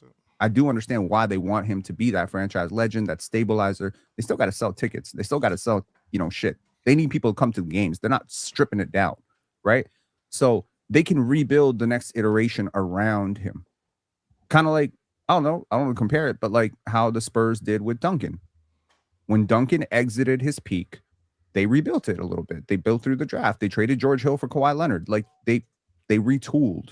The Celtics front office thinks very much like that old Spurs front office. And I think y'all really need to pay attention to how much that Spurs front office changed everything in the NBA. Brad Stevens, Sam Presti, all these guys, Masai Ujiri, you get them on record, they will tell you the Spurs are the model. Continued dynastic greatness. A chance every year. We're not trying to go for big swings right away unless we have a window to do it. And if Jason Tatum is not a top 5 player, you don't have a window to do it. If he can't approach that level, you don't have a window to do it. I'll tell you this right now, Indiana, they went all in on Ivica Zubac. If Tyrese Halliburton comes back and he is half the player he was, that shit's going to get torn down too. No. All right. I expect that. Yeah, I expect that. Fellas, I do got to get around to these super chats. We got a lot of them. I appreciate everybody that's tapped in right now. It's been 3,000 plus people the whole stream. Y'all, it's been a crazy week. Obviously, you had Giannis, you had Kawhi. Now we got Jaylen Brown. You had the Ja move. NBA free agency is just we're in peak NBA season right now. Off season it don't get too much better than this. It's a lot of fireworks. But once again, anything you guys want to talk about, send it through via Super Chat, and we will do the best to answer it or debate it or whatever it may be. Like the video, subscribe, become a member, because tonight we have a members only stream. And I would like to see all you guys there. And if you are an all-star or higher, you have an opportunity to come on stage. All right. Kai's World sent through $9.99 and said, for the first time in a long time, the East is better than the West. Pacers, Knicks, Sixers, Heat, Raptors, Cavs, and the Pistons are all contending for a title. It's going to be a war zone in the East. Yeah, the East is amazing. I think the East only have one really bad team. The Nets? No, I think the Nets are trying to win games. The only truly bad team in the East is Milwaukee, in my opinion. They're worse than the Nets? Milwaukee's still alive. I mean, there's always going to be bad teams. Julius Randle, like, are we forgetting? Like, they got Julius Randle, MPJ, and like Day'Ron Sharp and them. Like, they're trying to win games. Let the Celtics front office tell you he's worth less than Ariel Huckporty. Come on, man. Yeah, but it's not about how good he is. It's about the fact that he can do stuff in the regular season. Like the playoffs, they're not going to make the playoffs. But the Nets are going to be like a 14 seed that doesn't tank. Well, the only team that's actively going to win 6 games. This is the impact of the draft shift. This is the impact. There's no value at all to being bad. So, yeah. The only easy game you're going to have in the East is when you play the Bucks. I really don't think Milwaukee's even all that sweet. Like, are they going to be, competing for a 4 or 5 seed? No, but Ryan Rollins is a good point guard. Tyler Hero's a good shooting guard. Tyler Hero will not be there. Okay, if Tyler Hero's not there, that's different. But I'm saying projecting he's going to be. Okay, but I'm saying like even Miles Turner over there, like I think they got some solid pieces. Yo, someone's going to fall apart here. Hero's going to be there. You got too many good teams. So either Charlotte, this non-LaMelo shit is just not going to work. Toronto, maybe Kawhi Leonard's health. Washington. The Bulls too. I don't know y'all acknowledging. Milwaukee, Chicago, Brooklyn, and then Washington could be really bad too, bro. They could be. They could also be really good too. They could be interesting. No, they can't be really good. They can either be good or they can be really bad. What? Wait a minute. So define really good, Show. A top 5 seed. He has them in the top 6. Hell no. Yes, a top 5 seed. It depends on AD though, Pin. If AD, and that's a big if AD, I'm not betting on them. But I think they're a playoff team. I do think that. I don't think that they play their way into the playoffs. I think they're a legit playoff team. If they trade Anthony Davis, that's not going to happen. If they trade Anthony Davis, I'm out. Who are the top 6 teams in the Eastern right now? New York. So the top 6 teams. Is this in order, Chill, or are you just giving us your top 6? No, just say 6. Just say 6. New York. Go ahead. So Detroit, the Celtics, the Knicks, Toronto, Philly, Washington. Where's the Heat? Oh, so the Cavs come out. Washington better than Indiana? Wait, we got him. Okay, but hold on. Wait. Washington better than the Cavs? Where are the Miami finally Heat? out on Donovan Mitchell? Where are the Miami Heat? Where the hell are the Heat? Where the hell are the Cavs? Where's the Where the hell are the Heat? Pacers? What are you doing? Oh my God, the Wizards are better than the Miami Heat. Oh my God. Chill, I am your friend. I'm trying to say. Wow. So you don't have to say me. So you're saying the Washington Wizards have a better record than the Miami Heat next year? So Detroit, I think Washington better team.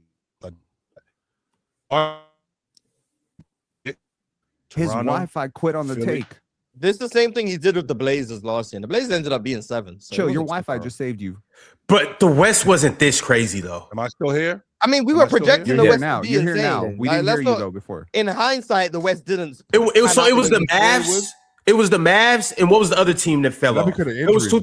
Oh no, it wasn't the Clippers. It was Clippers. the Clippers. The Clippers was a team a lot of people believed in. The Rockets was a team people believed in. The Mavs, obviously, like the West didn't pan out the way people thought it would pan out. So it ended up being a bit weaker than. So the Knicks, so the East, so the Atlanta is with all of these. Atlanta too. Oh shh. I'm telling you, this is crazy. Orlando's going to be better. This is crazy. Orlando's going to Like be better. you dudes are talking to me, like you dudes, especially even in the chat, you dudes are talking to me like the East is just figured out. There's somebody that's going to miss the playoffs. And it's going to be multiple teams in the playoffs. No, they're not. The worst 4 teams in the East. No, but hold on. Just for the sake of order, y'all. So chill. Can you explain why the Washington Wizards, if everybody's fully healthy, are going to have a better record than the Miami Heat and the Cleveland Cavaliers as it stands? So and the Atlanta Hawks and the Indiana Pacers. Can we all include the Pacers? I do want to hear about as well. I want to have the Pacers in that group. So to answer your question, Swiper, I think that adding Trae Young to this group and adding a healthy Trae Young to this group makes that offense way better than what it was in the past. So now I got a better distributor, I got a better playmaker, and I got a point guard who can turn the basketball over, but also can pass, and he can also make shots to keep defenses honest. And if I can keep defenses honest, now I get more one-on-one coverage with Anthony Davis, who actually is a really good transition big, so I can get buckets in transition with Anthony Davis. Rewind the clock back to when Anthony Davis, still a damn good glass cleaner, still a damn good rim protector. So with him and Alex Saw in the front line, we're going to have one of the best front line defenses in the league. And how many games is AD playing next year? He doesn't want to be there. Chill. Okay, yeah, we are assuming Anthony Davis. Yeah, how many games do you think he's trying to go? He's trying to go. He wants to go anywhere. He doesn't want to be there. How many games? Chill. How many games do you think he plays next year? I think if I can get to answer your question, Swiper, I'm gonna say 60. I'm gonna get. I think I could get. I think I could get 60 games. I thought you was gonna say 60 wins. I think I could. Wow, that's 60 wins. Yeah, my fault.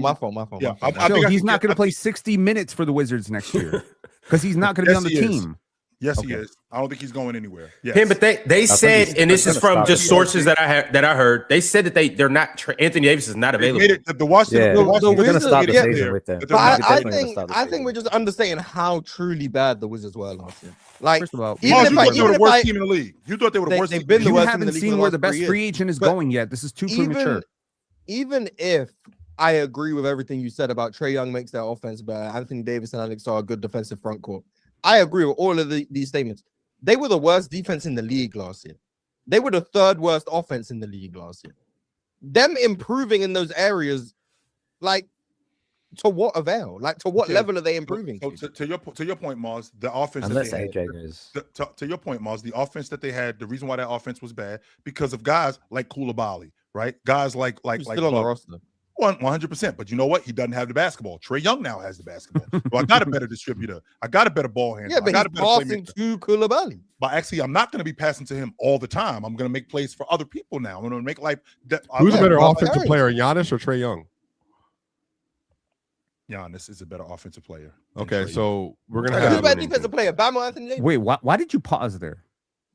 Well, why was there any reason to pause at all? The playmaking and stuff is because I was he just wanted to. He wanted to think. He wanted to think through it.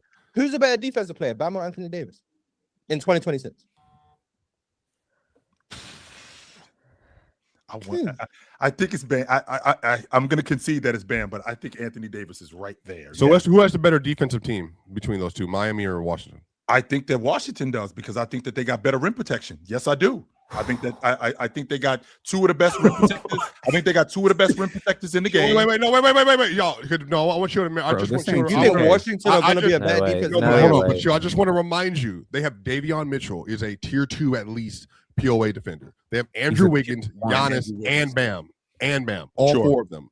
Right. So I have to take that into consideration. I have to take that into consideration. However, Miami's rim protection is not going to. I don't think their rim protection is going to be as good. I think their perimeter defense is going to be better than Washington's. I think that Washington's rim protection and their rebound, they're going to be able to stop plays a lot more than. I think they're going to be able to stop plays a lot better because both Bam and Giannis don't rebound it as well as Alex Sarr and Anthony Giannis Davis. is a way better rebounder than Sarr. Anthony Davis contesting shots from Giannis the is the best rebounder between the two sides. Bam and Giannis are both better rebounders than Alex Sarr. Miami might have the best defense in the league next year. Maybe they will not. Giannis can have OKC, San Antonio, and Detroit kind of have in the East, definitely. In Toronto, the East, I think they will. I think Toronto is another team. Giannis can average at least 12 rebounds a game next year, though. I think in the East they might anyway. And I think Anthony Davis averages 11 rebounds before he got hurt. I mean, all of this is contention on him being hurt. Alisar, I think, is going to be a better rebounder. Alisar averaged 7 rebounds last year. And Mars, I think he's going to be a better rebounder this season with Anthony Davis on the roster. I think that Anthony Davis, taking his rebound, is a great rebounder. No, and he's going to teach him how to rebound. Those things can be chilled. He's going to teach him how to get his nose dirty. Mix it up with the guys. When you're playing, Alisar is not a good rebounder. He just, you know what the Wizards are going to play the Toronto Raptors. This is what they're going to see. They're going to see this. They're going to see this. Just hands. All hands. Okay. You have the biggest hands in the fucking league. What's the starting lineup? Is Trae Young, AJ, Trey Johnson? Is it Trey? No, Keyshawn. It's probably Keyshawn. Oh yeah, Keyshawn. Keyshawn. One of those. It's Trey, AJ, Keyshawn. Alisar and Anthony Davis. Okay, but then the other side of this is going to be Davion plus Larson, whoever, plus Andrew, Giannis, and Bam. Yep. And plus the Wizards. The Wizards are deeper. Is still bad. They signed Tim Hardaway. No. The Wizards bench is going to be Trey Johnson, Justin Champagnie, and then bad NBA players. Right now, anyway. That's Mars, you literally just told me yesterday that the Miami Heat got how many players on their bench? Bobby Portis. And the Heat also have Tim Hardaway here, Bobby Portis, but Larson, they still have Jovic. My dog Jovic. Yeah. And they're front runners for Bradley Beal as well. He's not good. For Bradley Beal as well. Oh, Will Riley. If Will Riley takes another second year, wait, Chris Middleton might come. Will Riley, Justin Champagne, LeBron might come. Bilal. Bob is not a good player. Bilal is not a good player. Champagne is cool. Will Riley is not NBA ready yet, but he might take a second year. He took a jump last year. Yeah, he was good. So Will Riley, because I like Will Riley to close the season. So maybe Will Riley has figured something out. So I'm gonna give Will Riley benefit of the doubt. Yep. And then outside of that, it's like Tristan Vucevic. I don't know how you say it. Vucevic, I think his name is. Yeah, it's Vucevic. Cam Whitmore, guys like that. Yeah, Cam Whitmore. Angel Reese's brother was on that team at the end of the year. Who wasn't bad. Who actually gave them shout him. Rebounding runs in the family. Shout him. And I think that we also. It's not a good bench. It's not. But did no one mention Orlando? I said Orlando. I said Orlando. Well, Mars, I'm telling you, the East has 12 teams. Mars said that they're not even going to be better than Chicago. There's only one bad team in the East. But I'm trying to figure out how the Wizards are going to be better than the Heat, though. So I'm making. Wizards are not better than the Magic. I'm trying to make my case about the Wizards. With Champagne, I like Champagne. That with Champagne, Reese, and I also think that we're not factoring in, and I never understood why this was. We never factor in that these teams Spo with Giannis and Bam, brother. Finish his point though. I'm sorry. I was just reminding myself because you tell you. Go ahead, finish your. I asked you the question originally. And then, fellas, after Chill makes his salient point, I have to get into these super chats. Salient? So Chill. Go ahead. So Chill. It is a salient. I just think that with the group that we have here, and I think that they're going to improve throughout the course of the season. Now the coaching might be a little bit tricky. It's not. Miami missed in the playoffs. Somebody's going to miss the playoffs. LeBron does not come. I mean, if they don't fill out the roster, they're missing the playoffs. Somebody's going to miss the playoffs. Miami won't miss. All it takes is one bad injury for one of these teams, and they fall down the standings rapidly. And it's going to happen. Regular season is built on depth, quality, continuity, shooting, replicability. The Miami Heat are new to each other. Giannis is a whole offensive ecosystem. I'm sorry. You need to get way better players around him. Is that what he was defined as? Let me check. I mean, I don't know what it might have been a two-way transition ecosystem. I'm sorry. I'm not a huge I know this fan seems like crazy to say this, but two players no longer just win you a championship. They don't get you through the regular. They might win you a round. Now, I'm not saying if Miami makes it to the playoffs. Oh, if damn, I get two players to win me around, we can win. We can go deep in the regular season too. I mean, I'm sorry. If they can win me a playoff series, guard then play, we can get to the playoffs with two guys. You need shooters. You need guard play. Look at Miami's guards right now. Just look at that guard. The term is guard room. Look at that guard room. Yes. Look at that guard room, and now look at Orlando's guard room. Give me Jalen Suggs over all those guys. Over all the who's guys. All of every single Miami guard. Put Miami's guards. Let's rank the guards in Florida. I agree. Come on. I would take Jalen Suggs. Yeah. Give me Anthony Black over. And Anthony too. And Desmond Bane as well. And give me Desmond Bane too. What are we doing here? No, you cannot just look. If they make the playoffs, they're going to be a hard out. They're going to be a tough 7-game series for somebody. Maybe they could push it. Are you saying the Heat are out in the first round? If they're facing the Knicks, this is the whole point. The regular season gets you to a point of positional advantage. If you are the number 1 seed, you face a worse opponent. They're not going to be number 1 seed, 2 seed, 3 seed, or 4 seed. So yeah, you're going to be facing an uphill battle without home court advantage. And yeah, you'll have Bam and Giannis, and hopefully you can do something with that. But the other team is going to have possibly, I don't know, Josh Hart, OG Anunoby, Mikal Bridges, Karl-Anthony Towns, Jalen Brunson, and a freaking bench. Like continuity is important, man. And I'm telling you, the guard room has never been more important. Giannis is not an ecosystem. He's actually a two-way pressure engine. There we go. Two-way pressure. All right, fellas, I got to get to these super chats yet again. Tupac Westside sent through $10 and said, morning, fellas. Another crazy trade. I don't see how this helps Philly or Boston. Maybe if the Celtics get a starting level PG, but I'm worried about JT and Paul George leading the charge with their injury history. I think Peyton Pritchard is good. Peyton Pritchard the truth. Really good. I think Peyton Pritchard is good. I think he can be a starting point guard. I like Peyton Pritchard and Derek White in the backcourt. Paul George and Jason Tatum in my front court with Cater and Mitchell Robinson. I think the Celtics have a good team. Analytically, a good team. They won 65 games. And Jordan Walsh, I expect to have a good year with more minutes this year, because obviously they need him. I would still try to get like another guard, just because I think they only have 2 guards right now. That's what I'm forgetting. Conley won't play. You're forgetting someone big. Conley won't play. Chris Senac Jr. He is big. I'm not lying. He's 6'11" with 75 wingspan. He's big. I like Banachheim. I think Banachheim is nice. Hugo can handle a little bit, yeah. I think Ron Harper Jr. is a decent player. I think they got a good team. I think they still got Jordan Walsh too, right? Yeah, I think they've got a good team.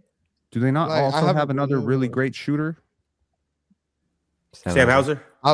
Sam Hauser, yeah, exactly. They got a good team. JT can handle it too, for what it's worth. Yeah, JT's probably gonna be their primary ball handler, primary creator anyway. Like, it is what it is.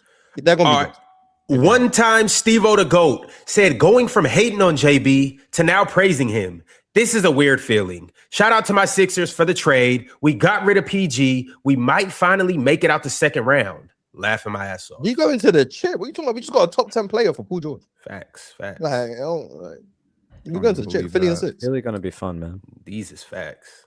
Philly and 6, man. When JB averaging 30, because Nick Nurse gonna be playing in 38 minutes when Embiid not playing. Stay on that. So he is never coming off the floor. Nah. So he's gonna win an MVP, so the media can stick it to the Celtics. Jaylen Brown win an MVP. Oh, it's gonna be up. Yeah, top 10 player, top 5 player. He win an MVP. Yep. All right, it's Chris Jones sent through $9.99 and said, Jaylen Brown, the most disrespected homegrown star I've ever seen. He gave him tangible results with a chip as finals MVP just 2 years ago. Kept trying to move off him. The C's went out their way to sabotage the relationship. Facts. I've never seen a player produce as much as Jaylen Brown and not be appreciated. It's ridiculous. Honestly, I think DeMar was more disrespected. What? They traded him and acted like DeMar Jordan didn't produce like Jaylen Brown. DeMar DeRozan turned around the entire and at least they traded him for an upgrade. It's very similar. He was at an least they All-NBA traded player. him for. At least they traded him for an upgrade. That is true. All right, Masinko sent through $10 and said, dub Celtics failure. Almost as happy for their fall off as I am getting Giannis. Almost passing the Celtics pack around. I'll give you free, unsolicited advice. Whenever that Celtics over-under comes, take the over on season wins. Unless it's like 60. It won't be 60. It'll be like 51 or 48, 49. Something crazy. Anthony Davis's dad was right. About what? We don't read $2 super chats. His son. I think it was about the. I think it was about the Lakers front office. Oh. Damn. Interesting. Shout out, Papa Davis. Dub Ball Out Highlights sent through $10 and said, sucks to see JB go, but how does a PG and JT duo, I'm assuming, look like or perform? Also, the Celtics think they have the next Brunson in Peyton Pritchard. Mars, can you tell us his stats when JB's off the floor with him? Just curious. Sure. Peyton Pritchard without Jaylen Brown this past season. He averaged 27 points per 75, 7.5 assists, on 61% true shooting, shooting 40% from 3. So basically, Jalen Brunson with better defense. Give me that. Yeah, Peyton Pritchard's a good player. No, I'm not saying I foresee 27 and 7.5, but he is a good player. He's very good on that side of he's a good player for a while. He's very good. Yeah. He's the type of guy that when you scale up his volume, it's still going to be good, I think. So, and he's also probably the best if you need a half-court buzzer beater guy. In the league, probably, yeah, I'd say so. All right, Dub Ball Out Highlights sent through $10 and said, also, Chris Mannix is reporting that with this PG trade, the Celtics now have enough assets to go after a guy like Trey Murphy. What are your thoughts on that? Ron, I don't know what you got against JT, but chill. There's no way the Celtics are so analytically driven that they will convince themselves that Trey Murphy is better than Paul George. If they have access to analytics, they won't come to that conclusion. They have access to different analytics than you. And Trey Murphy. They should have access to the eye test too. The eye test says this is a much younger player, or at least his birth certificate says that. Yeah, that's his birth certificate. Number 2, it also says that replacing some of the potential rim pressure that you could potentially get, at least in transition, the vertical pop athleticism, and the movement shooting in a package of a 6'9" player who can actually handle the ball a little bit is a very rare archetype. He can handle the ball. George handles the ball better than Trey Murphy. But he's 37. That's the he can't handle the ball better. And he also has massive injury concerns. I know they both do, but they're Trey Murphy is very highly regarded. Look, this is an asset farming system, bro. When we buy stocks, what are we trying to do? We're trying to grow them and sell them. When hedge funds take over NBA teams, they're doing the same the thing. Best team possible. They're not trying to get Trey Murphy to flip him. Or are you talking about Paul George? It's the asset. It is the cultivation of the asset in order to extract value. What did the Raptors just do with Brandon Ingram? They traded for an injured guy. They got him healthy because they have an amazing staff, and then they traded him for the guy they actually wanted. They could do this with Paul George, turn it into Trey Murphy. It's just asset flipping, bro. Like if I knew that SanDisk was going to go up, but I don't buy the long-term hit. If I knew Ethereum was going to go down and I don't buy the long-term dip, I mean, I'm looking to flip that. That's day trading. I'm not trying to talk. I mean, it actually is trading, but yes, you can still think. No, for sure, Pim, but you can still make bad trades. Yes, and why would New Orleans do this? That happens on the market every day. In fact, more people day trading lose than win. Significantly more people lose day trading than winning. Yes, that's 100% true. You are right, but some people don't. Just gonna leave Neymar that is better than Harden, and I'm gonna smile a little bit. Not even close.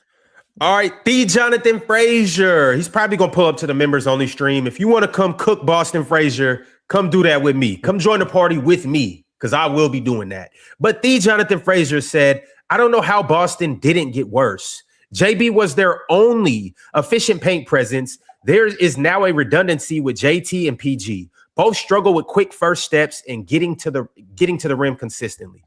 Well, Peyton Pritchard was a consistent paint presence, but other than that, yeah, that's why I have issues with them in the playoffs. But in the regular season, I don't really foresee that being much of an issue. But in the playoffs, I agree. All right, Derek Mitchell 72 said, "Random fact: with LeBron leaving the Lakers after 8 seasons, no player, including anyone from the coaching staff, remains from the 2020 championship team." Nice. Well, Rob Pelinka remains, so that's, yeah. He did build a championship team and still gets hate. Crazy. Derek Mitchell chimed in with another $10 super chat and said, "I think folks forget the Timberwolves era from 2012 and 2013. Luke Ridnour, Kevin Love, Andre Karolinko, Nikola Pekovic, Alexei Shved, Lou Amundsen, Chase Budinger, Ricky Rubio, and JJ Barea adjacent." Chase Budinger. You forgot their relentless pursuit. Was that Illinois he went to? What school did he go to? He played volleyball now professionally, doesn't he, Chase? Yeah. He grew up playing volleyball. Chase Budinger. Where did he go? Volleyball is a big deal in Went to Arizona. Shout out Chase. Arizona. Yeah, Shout out to Chase Bud. I remember that team. That was a fun team. The next super chat is $9.99 from Nims Gassed Up. Nims said Denver is not slick. Kept picking up mid backup centers to boost the on and off numbers for number 15's MVP case. Respect. Marvin Bagley is awesome. Marvin Bagley is like Marvin Bagley. Marvin Bagley is a good pickup. Make sure if you send a super chat, it's original because that was clearly trending on Twitter yesterday. So make sure that you come up with your own stuff. Might as well give some of that money back. But yeah, Marvin is a good player. We ain't giving nothing back. I think he's the best backup big the Nuggets have had since Boogie. No, Jonas was good last year. It's situation. Marvin Bagley is bad at Jonas. No, you know what he just did? PTP, paid to plagiarize. Yeah. Damn. If y'all want to plagiarize, this is the perfect place to do it via super chat. But at least make sure you send $10 if you're gonna plagiarize. Then we can overlook certain things.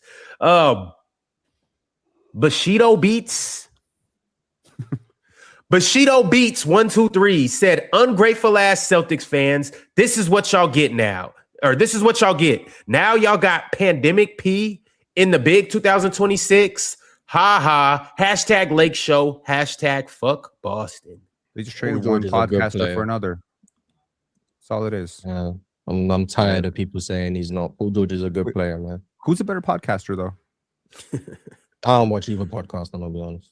But I don't know. Jaylen Brown streams. He doesn't do podcasts. Yeah. It's a little different, but I don't watch either one. But are we streaming or are we podcasting right now? We're streaming. As a podcast, we're live streaming. I was born in the 80s, bro. I don't know what this shit means. We're live streaming.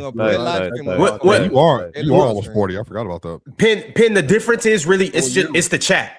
So like when you're on a podcast, well, if you don't record it live, then it's automatically a podcast. Swipe. I hope you put yourself in a cryo chamber right now. Slow down your aging. Let me age 10 years. Come out of your cryo chamber. I still look younger than you. But you don't though at all. Actually, I do. You look quite old. If I had to guess what ages, I would. Pick off your hat.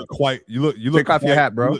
You look quite like distinguished, like in this area. Actually, matter of fact. You know how you get distinguished? I wish I could run a poll. You know how right you now. look distinguished? You lose some weight. That's how your facial features come out. You said what? Oh yeah, shouts. I got bad genetics. You can't blame me for that shit. I got bad genetics too. Real talk still makes fun of my hearing problem. You know what? A wet cigarette. All right. Average Joe sent through $10 and said, hey, can anybody point me to the stuff that Jaylen Brown is vocal about that is controversial prior to this season? They said this prior to his Twitch streams. What was controversial stuff then? I don't watch his streams. I don't know. The most controversial thing of significance is when he created the after he signed a contract and he said he was going to fund black businesses in Boston, and people didn't like that he was only focusing on black businesses. That's the biggest thing I think he's done. He also said that management took him aside when he was like a young Boston player when he said that like the NBA is like an advertising vehicle and their assets and they're not really players and stuff like that. They pulled him aside. So they've known about some of his views for a while, I'd say. Yeah. All right. Average Joe sent through another $10 and said Tatum about to average 25 plus, but the Celtics won't win 56 games. They won't win the second seed, and the cop out will be the East is better. Oxenron, be prepared for this cop out. The East is better. See, is it cope out? I mean, cope just out right there. Speaking, the East is better. I mean, regardless if they win, they might win more than 56 games. The East is better than it was last year. Oh, it's better in general. Yeah. Yeah, like I just don't. People remember we had so many injuries in the Western Conference last year, except for the Wolves. So. All right, Leaf Dickey makes a pretty good point in a $10 super chat. He said, is it possible that the Spurs, OKC, and Indy broke this CBA by simply making the finals? Boston figured, why keep playing Jaylen Brown when we can rebuild like we always have in a year? Philly has to win. Boston doesn't. The goal is to win, man. That's what the goal is. Yeah, the chat is frying me. I'd rather win analytically than actually win. But. And I worry about that too, Ron, because the timeline is now moved up on VJ Edgecombe. No, it hasn't. I mean, I think it's good for young players to be asked to make winning impacts early. I think it's better than them being put in tanking situations. I don't know about tanking situation, Mars, more than it is I'm giving myself room to be better. Like we're not. I don't think we're deliberately trying to lose games, but I am going to compete, and we are going to get better as I compete. Like I'm not sitting out games. I'm not just not playing at all. But now with the fact that we got Jaylen Brown, now I equate it to the Houston situation. The stuff that they need, because I know how you feel about Sengun. The stuff that we need Sengun to be better at.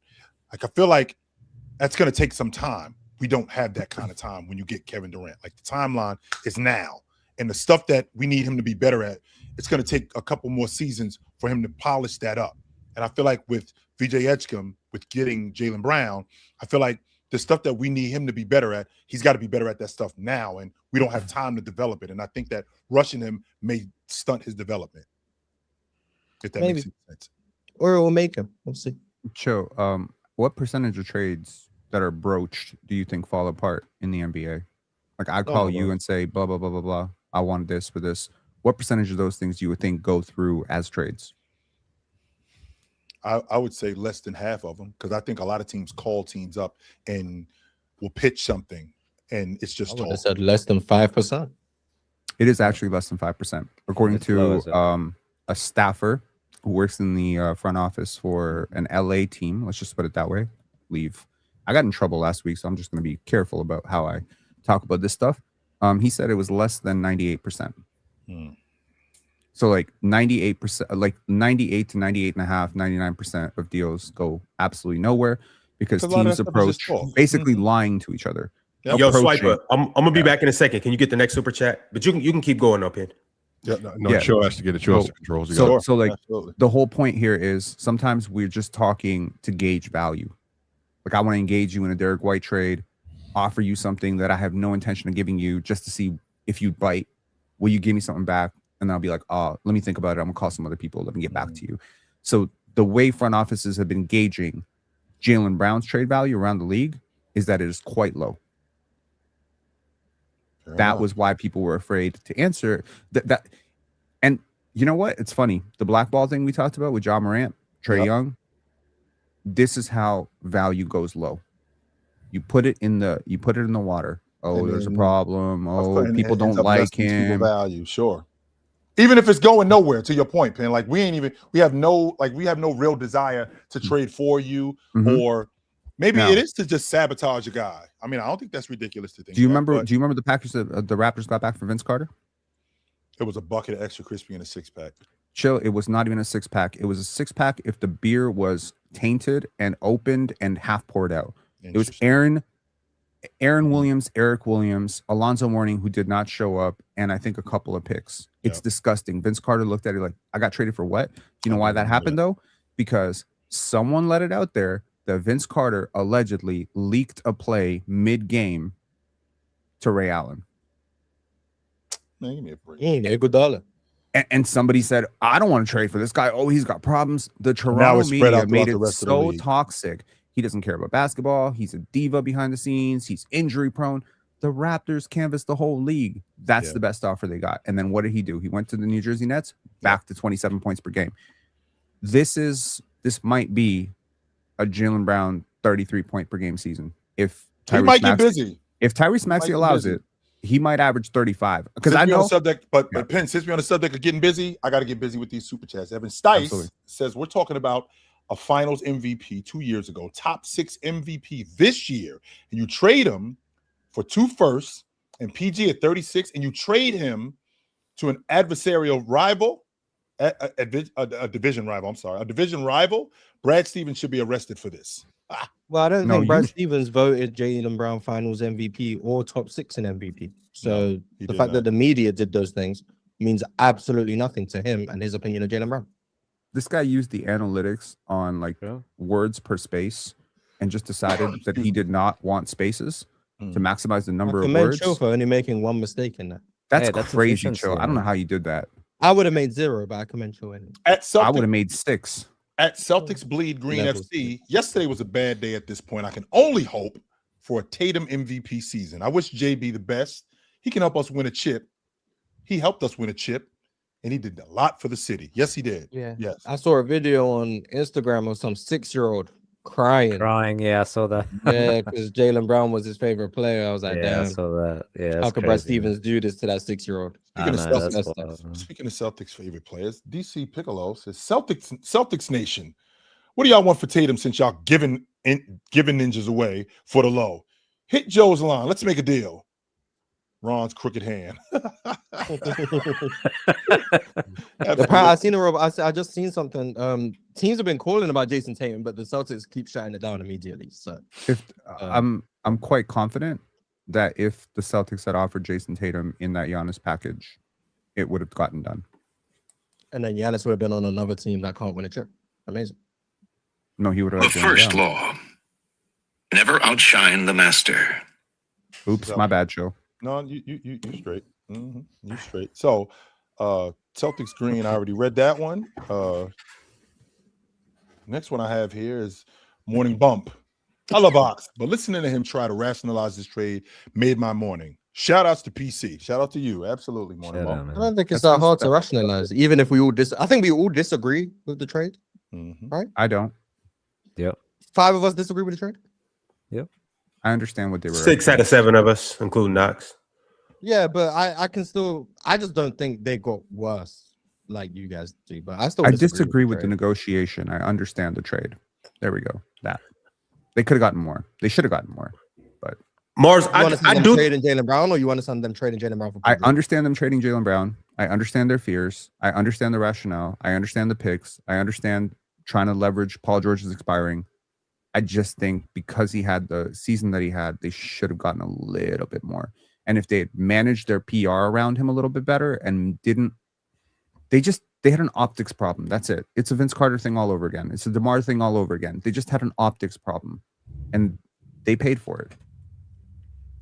I'll see you out the numbers. $1,600,000. Merry Christmas. All right, Dame.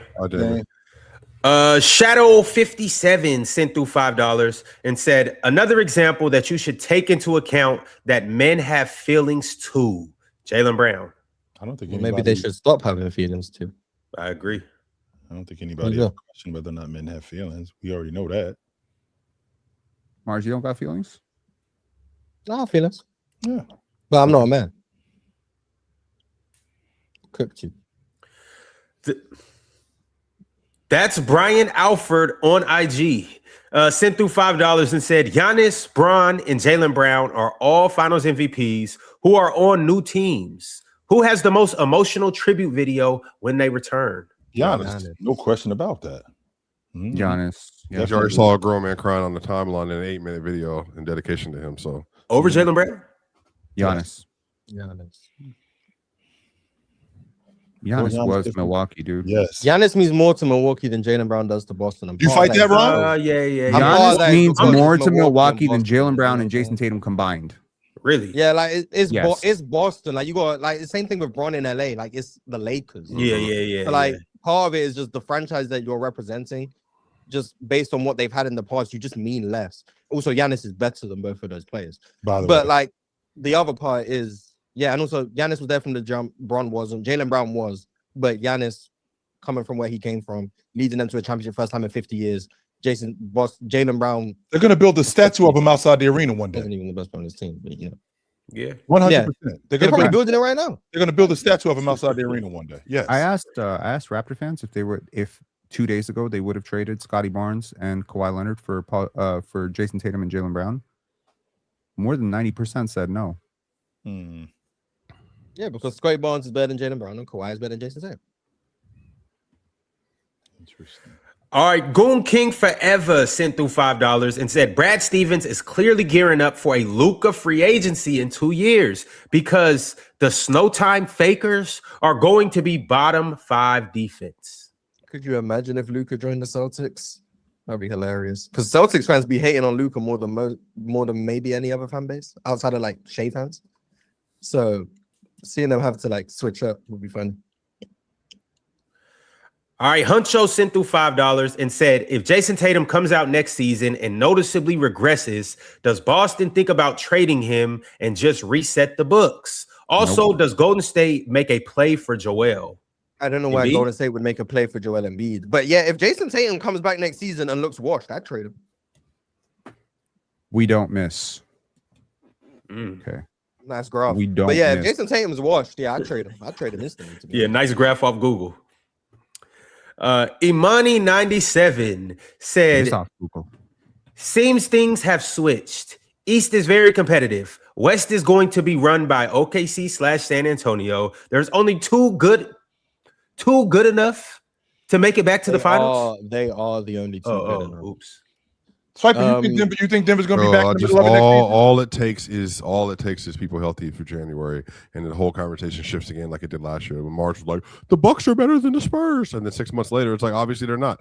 It's just all it takes is basketball for a few months. That's all it takes. That's all it takes. That's all it takes. Yeah, I was a little bit wrong on that one. No, but that wasn't even a crazy take. You just, that was a reasonable take to have. I mean, to be fair, I did believe in Giannis to like play games, but whoops. Grade A Musa sent through $5 and said, as a Celtics fan, we definitely got worse. PG ain't moving the needle. I'm sorry. And JT is still coming off an injury. Jason Tatum came off an injury and was the best player on your team. And he's got a full season. He's got an entire off season to get healthy. And he actually played. Paul George moves the needle, but Jason Tatum came back from injury and was the best player on your team. Ray Lass sent through $5 and said, which player should they trade between Jared Allen or Evan Mobley to get some perimeter defense? Well, I would trade Allen before Mobley, but Mobley's more valuable. So maybe you get more for Mobley. But you should just trade the whole roster, to be honest, except Evan Mobley. I'm not answering no questions about Cleveland. I'm good. You said good image off Google? Mm-hmm. Good image off my trading account?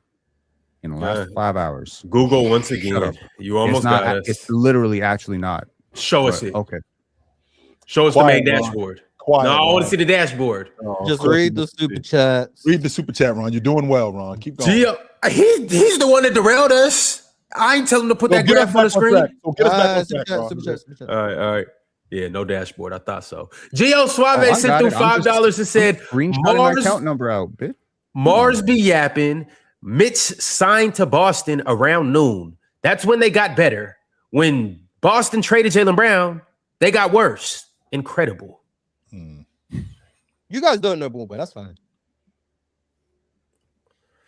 All right. Trey Rain sent through $5 and said, ceiling and floor for the Jazz. Before the trade, I had them finishing with the 6th seed at least. Ceiling is maybe like 8. Well, OKC, San Antonio, Denver, the Lakers, the Rockets, the Wolves. That's 6 teams I think are going to be better. Then the Warriors would be another team.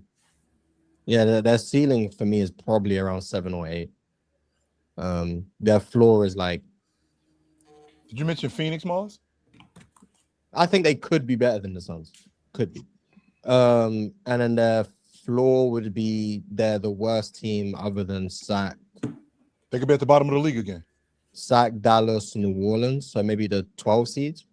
So 7 to 12 is probably where I see them. They could be at the bottom of the league again. Yep, that could happen.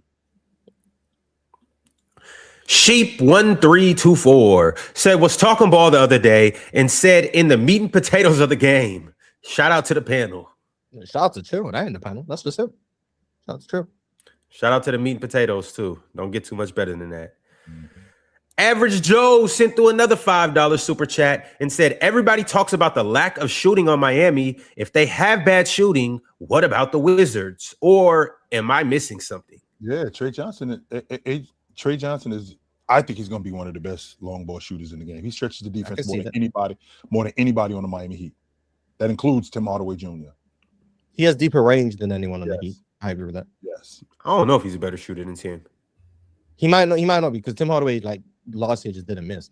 But range, the where he can shoot from, Trey and Trey. Yes. Stretching the defense. As a duo? Yes, sir. I don't know if there's respectfully. And I mean respectfully. I don't know if there's ever been a duo that have the range that Trey have. Shout out to Trace. Military Man sent through $6.99 and said, "Can I get each of you guys' thoughts on the duo of Scotty Barnes and Kawhi Leonard? Can't describe how happy I am that the GOAT is back. Have a good day." Great defense. Great defense. I think that Kawhi Leonard is going to be put in space where he can score a lot more efficiently. Scotty Barnes is going to be a much better downhill guy. I think he can. Like I said to Penn before, he's a much better passer than I realized. I did not know he was that good of a distributor. Joe, you've been on the panel with me for 2 years. You don't know he's a great passer yet? No, okay. I thought I was bullshitting you? No, I just didn't know he was that good. That's really what it was. And I'm not big on Scotty Barnes, but I think Leonard definitely enhances him, and he enhances Leonard. So, like I said, I think this team is a top 3. I think this team could be a top 3 seed in the East this season. I think they could be that good. They still got to show up that 5 spot though. That's what my problem is. Yep. Get a backup 5. Get a good guard. Maybe we bring DeMar back. That's gonna be good offensive creation off the bench. Now that we're doing. Yeah, Russell Westbrook. No, thank you. DeMar DeRozan, please. Yeah. Scotty Barnes and Kawhi Leonard, the real Batman and Robin. We finally really get to see a Batman and Robin. It's really Batman and Superman. But you just. Super chat. It's really Batman and Superman because Leaf. Oh, I guess Leaf. Y'all know whose team this still is, right? Y'all are aware of that. Scotty's the man. It's Scotty's team. It is not Scotty Barnes' team. Kawhi's the best player. It's Scotty's team. A man. Yeah, Scotty. No, he is. It is his team. They did this because he balled out in the playoffs. Have you noticed a trend? When did the Orlando Magic go and trade a bunch of first-round picks for Desmond Bane? It was LeBron's team, and then Luka came. When Shaq showed up to Miami, whose team? AD's team.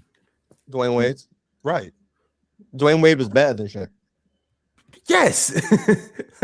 Why is it better than I don't know if you realize this, in year LeBron. 2, Dwayne Wade was better than Shaq? In 05, Dwayne Wade is better than Shaq. Hell no. Wait, so you're telling me a non-All-NBA player is this his team? Facts. Okay, first of all, Swiper, every one of us had him all Scotty NBA. Barnes But he did make all. Every one of us? Every? Yeah, I had him on the All-Pro. Every, like, each? Yes, every one of us. I had him all NBA. Yeah. Well, we don't. I had Denny and Jaylen, but he didn't make it. So we don't count your votes.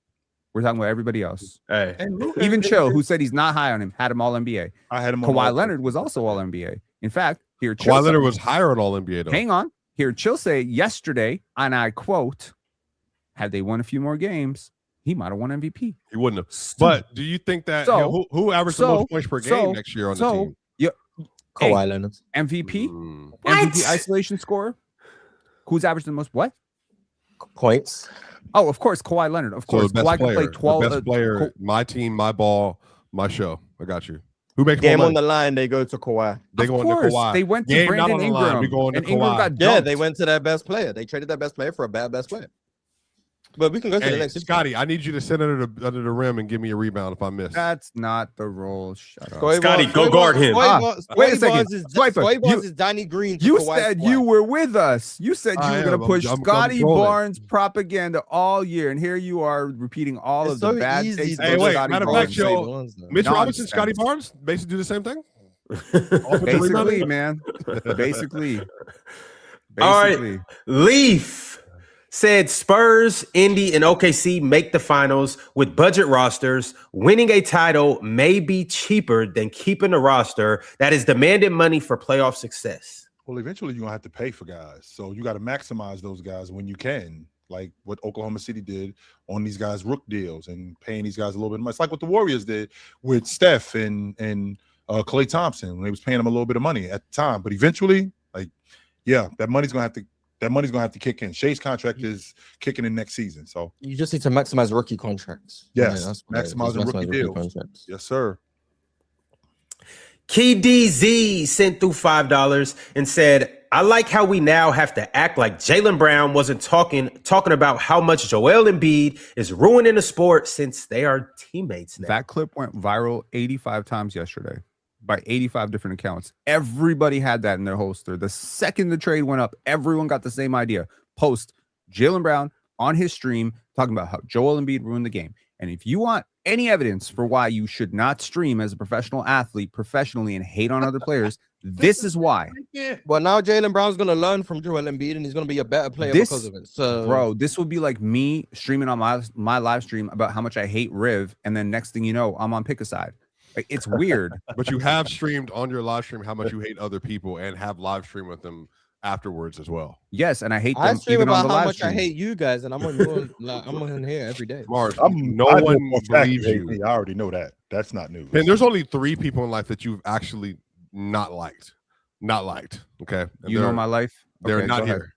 They're not here. We are all friends, no matter what you The say. Celtics weren't willing to offer. There's 3 Giannis people in my a life 3-year that I have not extension. liked. Believe it or not, I've forgiven all of them. Yep. Nice.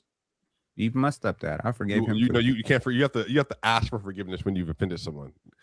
So you need to go do that. And then he's also, dead to me. I don't. I'm not talking about him. I'm talking about the other people, the other bodies in the closet. That's what I'm saying. Bodies in my closet. How big you think my closet is? You're saying, Ron, we were rolling pretty good, Ron. You're right. Let me get the derailer out of here. Devin95 sent through $5 and said Marcus Smart and Amin will give other backcourts hell this year. Then he also said, I said we might not score much, but didn't send. Yeah, you're still relying on KD to do a lot of heavy lifting, but the defense should be fun. I'm hoping that and hope is not a plan. Let's be clear about that right now. Hope is not a plan, but I am hoping that I see a different Amin Thompson this season. That's what I'm hoping. I'm hoping that I see a better Amin Thompson this season, a better jump shooter, a better driver, a better defender. I'm hoping I see a better player this year. That's what I'm hoping. Chill, are you a big mileage guy? I am a big mileage guy. Yes, sir. So you look at a car's mileage before you buy it, right? I do. I think most people do. That's consumer intelligence. Sure. LeBron James played between regular season and playoffs 73,476 minutes. A lot of Kevin Durant's played 51,000 minutes. James Harden's played 49,000 minutes. DeMar 46,000. Steph Curry 42,000, even though he was injured a lot during his career. Sure. Drew Holiday 39,500. Giannis 32,315 minutes. Kawhi Leonard 30,562. Well, Kawhi's a lemon though, so it's different. Kawhi is 100% a lemon, Ron. Yes, he is. Load management, low minutes. You know how crazy 73,000 minutes is? No, Miles. No. It's a lot Bro, of minutes. 73,000 is insane. That's like 72,000 plus 1,000. Just so we clear, Ron. And playoff minutes, by the way, I think are like, if I had to make an analytic for it, I would say playoff minutes count 2.5 times regular season minutes. Just because I don't drive the car that much does not mean that the engine ain't up. I agree with that. It does not mean that. 2.2. But I've never played a playoff minute. I've never played a regular season minute. I can't say how much it is, but it's higher. It doesn't intensity. sound right. Yeah, it's higher doesn't intensity, sound right. higher hits, more physicality. Yeah, playoff minutes hurt different. Okay. Average Joe said Hardaway Sr. tripping, not letting Hardaway Jr. wear number 10 in Miami. Trying to hear y'all thoughts. That's right. Yeah. That's my number. His number's retired. That's right. So no one can wear my number because my number is retired. No, get your Wait own a number. second. Chill, did you just say Kawhi planted a lemon tree? I did not say that Kawhi planted a lemon. You called it a lemon, right? What I said, no, Ron called him a lemon, and I expanded on it. Just because you don't drive the car that much does not mean that the engine ain't up. I called him a lemon tree. All right. I called him that. Y'all That's what he was doing. Y'all gonna be like, I can't believe the Raptors were this good. You better prepare your apology video right now, just like you did with Scotty Barnes. You want to see your hating ass on Scotty Barnes? Yeah. Make the deal. Make the deal. Chill right now. Make this deal. Chill. Y'all were hating on Scotty. Oh, is he top 40? Top 40? Oh, damn. Were we wrong about Scotty Barnes? Oh my God, I can't believe he's this good. Wait a minute. You're gonna see right away. Yo, chat. I need one of you guys to get a picture or to clip up Chill doing this with me. I need that. I need that. Please, somebody get that and send that to me. Mally5219 said, Here a little late, but man, shout out Pelinka for his Aster class for an off season like this. Laughing my ass off. LeBron Ramon James Sr., you will be remembered. I hope so. I think you guys are underrating the Lakers, man. I got the Lakers in like tier 2 contention right now, but it's cool. Stay on that side. It's hard to know when you're being serious, but I'm gonna take this as a troll. You should assume I'm always serious because I'm very rarely not. I read a comment on Real Talk Stream that said Mars is dangerous because he can convince anyone of anything. That is a fact. I mean, I tried to convince people of the right thing, so yeah. You really don't. Okay. But go ahead. Well, Mars, with this next super chat, we need some more convincing from you. LFC226 said, Mars, how do you think Joel and JB will do together? I mean, Philly in 6, but I thought this is the first time Joel Embiid doesn't need to be the best player on this team. He's playing with a real top 10 player. He's never done that before. So I think that's cool that Joel Embiid can be the second best player on his team. It's about time. Man, every single time Britain gets in power, they ruin the world. That's a history lesson for you. It's true. It is though. I ain't got nothing to do with me, but I mean, sure. Damn English. Military Man sent through $6.99 and said a Philly versus Toronto series would feed families. Who y'all got and who checks Kawhi on the Sixers? What does that mean? Jaylen Brown. Man? We just got a top 5 two-way player in the PC league. put out this nice little tweet of how this is just like the 2019 Philadelphia 76ers. They got an all-star point guard. They got this. They got that. They got a fourth scorer, whatever. Yeah, they got better. Joel Embiid. And people were quick to post every single Kawhi gif on earth of that shot.